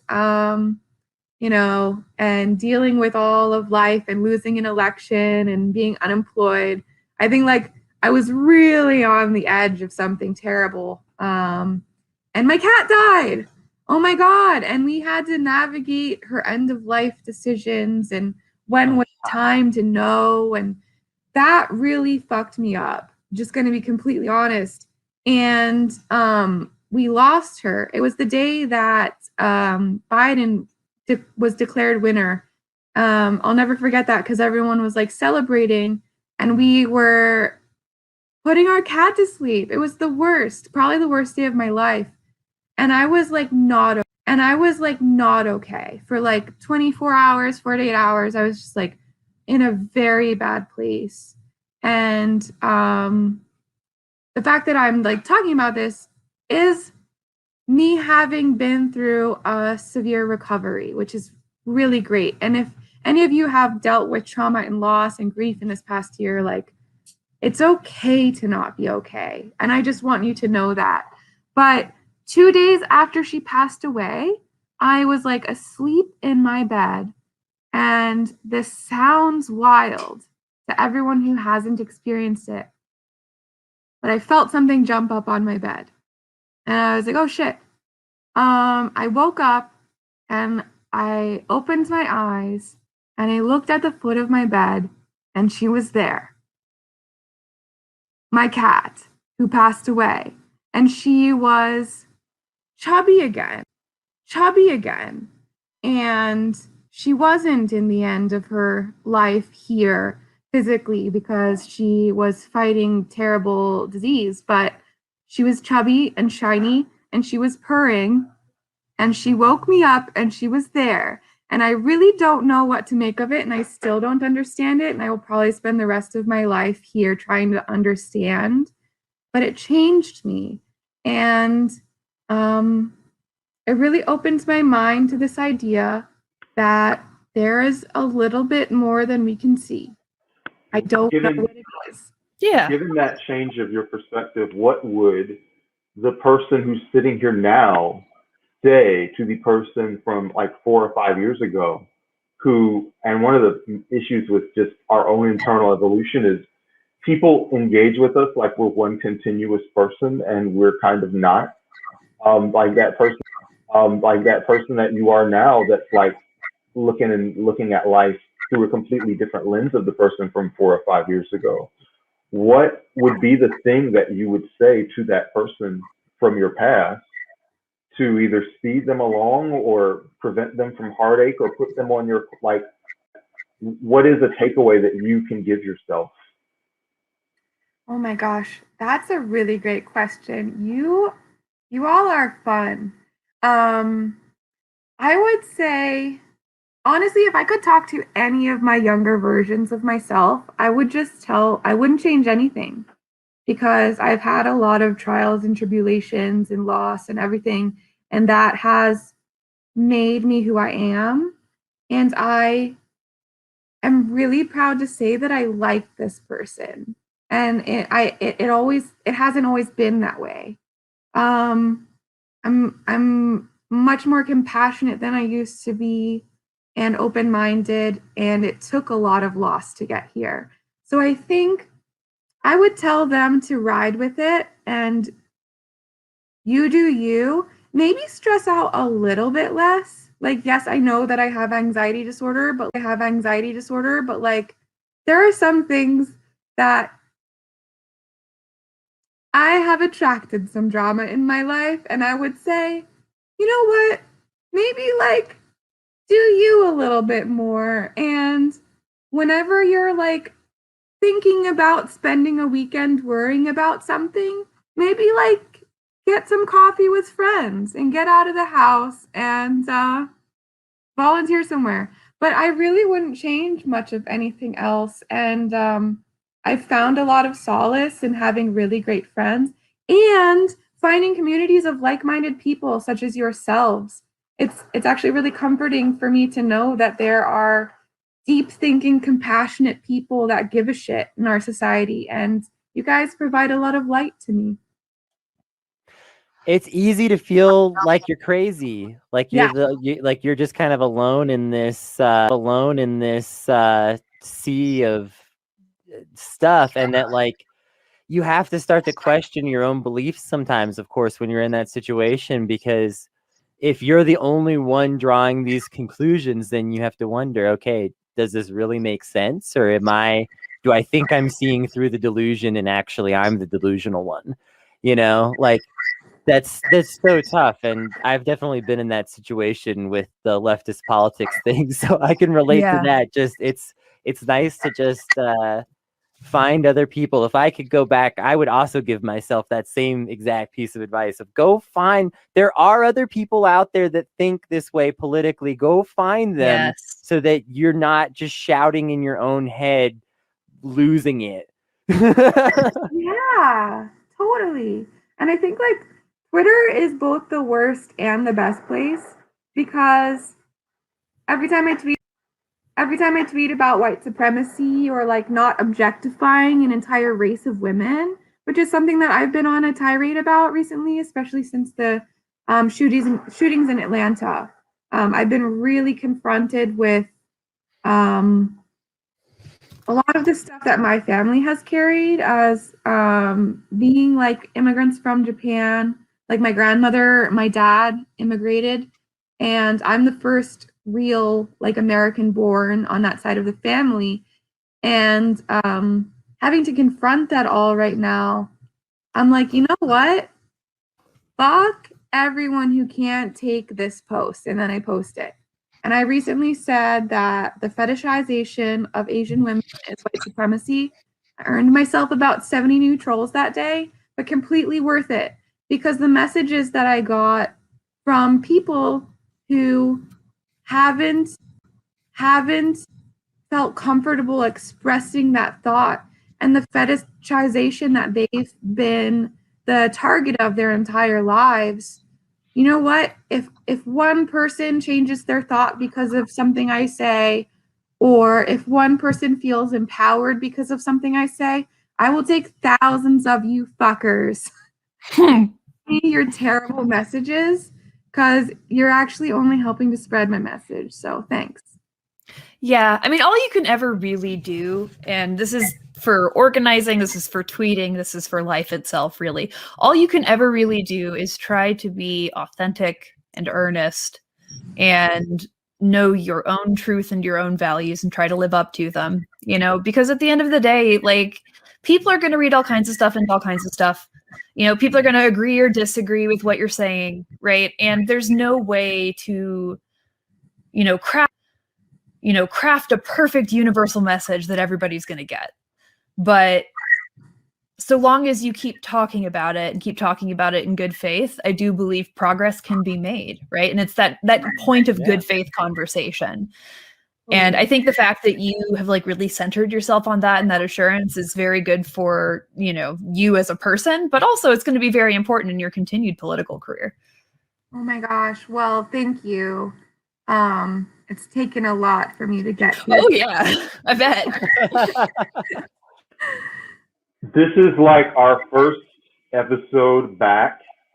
And it feels like it's the first episode of the show, although we would never go back and call anything episode 1 like as a marketing gimmick. Yeah. Way too much effort. But like we knew you were just somebody who we wanted to have on because we always just like have a good time. And whenever you're starting a new chapter, you want to start it with somebody that you've grown close to in battle. What has been, and I feel like because I'm listening to you talk, and it feels like all of us are at a point of our lives where we're kind of simultaneously entering new chapters. Like we're all walking through different doors. So what is, like, describe to someone who, like, I don't know, semi knows you, what is the door that you're walking through for the next few years of your life? Oh, I mean, it's a little bit nebulous still. I've been applying and interviewing at jobs, and that has been a challenge in and of itself. Kind of battling unemployment for the past year. So I'm very thankful through all of this that I've had a partner that helps me because one of the things that, like in New York City, we can often see like people who leave the city as like traitors or you've given up on us or whatever. But like if I didn't have somebody to help me pay rent, I would have had to move home with my parents or something like that. Like we are all one paycheck away from financial ruin, and especially millennials, Gen Z, like people listening that I graduated into a shit economy and we've never seen the kind of prosperity that the patriotic propaganda of the United States promised us. So I think that's been really disappointing. That was a little bit of a tangent to say that I am not entirely sure, but I've been interviewing places and really hope that something comes through eventually soon. But I'm into your personal life and how you thought about yourself, not who was going to pay you money. Well, I actually not your career doors, because who knows? Like that's at the whim of the machine. Exactly. Who knows what that's going to do? But just what kind of person are you going to be? Like, what kind of person are you going to be like in the future? Like, what are you looking to embrace in terms of your personal life? I actually will be starting a show. I think the first episode is going to be April 11th at 8 p.m. invite all of Nice. you guys to the launch party. It's going to be called Biting Commentary because we are going to start each episode with a snack. So if you're a small business owner that creates, you can mail in the mail. I would love to patronize your shop, especially if you are an Asian American or a person of color or a woman with a business. I would love to order your shit and eat it live. And so that's how every episode is going to start. And then we're going to talk about the things that I think, mainstream media is not covering. So the first episode is actually going to be talking about MMT. And we're going to talk about what it's like to be a woman who runs for office. And we're going to talk about sexual harassment in the workplace. We're going to talk about all these uncomfortable things that you're not going to see on the Today Show. And we're going to have fun while doing it by eating snacks. The first episode, we're going to eat Lady Gaga Oreos, which I understand is not a small business, but I need you all to send me your handles of your small businesses so that I can buy your stuff. I'm sure I will be aggressively sending people your way because that's who I am as a person. You tell me, like, Absolutely. I need this kind of person in my life, and I'm like, all right, let me get in this Rolodex. Like, I can't wait till the show goes on. Yeah, well, I'll be there. What day is that? April 11th at 8 p.m. Eastern. We're gonna go live. I'm gonna set up an account so that we can have like a launch party and that you'll get reminders. So we're gonna have a lot of fun with it. Is that going to be weekly on Sunday night, or is that just going to be when it's time? It might be. I think for the time being, it's gonna kind of be whenever we feel called. I know, like, I have a couple partners in the endeavor, and whenever we're like, oh my gosh, we need to talk about this, like, we'll set up a time that we can go live and do it. So kind of like, at first it's gonna be when we want to, and then if there's really like a calling that we need to do regular shows, then we will absolutely do it. Okay, sounds good. I'm super hyped. Yeah. Lauren, it was great to have you hang out with us for just a few minutes. Come through and give us a little audio shout out, and also give us time, during the show to go get a little water, use the bathroom, all that good stuff. We love it. Oh, you are all amazing, and I'm thankful that you all exist, and look forward to many more conversations. Yeah. All right. Love it. Yeah, especially since now you're in the media world. Now you have an excuse to come back literally anytime. So yeah, totally. I look forward to lots of partnership. It's like we're all in the same homeroom now. We are. All right. We're the cool homeroom. This is the coolest homeroom. Definitely. Thanks everybody for listening and being a part of the cool homeroom. We are Not Safe for Wonks at NSF Wonks on Twitter, patreon.com/notsafe if you want to help out. We are 100% listener funded, people powered, whatever this nonsense is media. Yeah. Get involved. And we'll see you next time. Bye-bye. Bye-bye.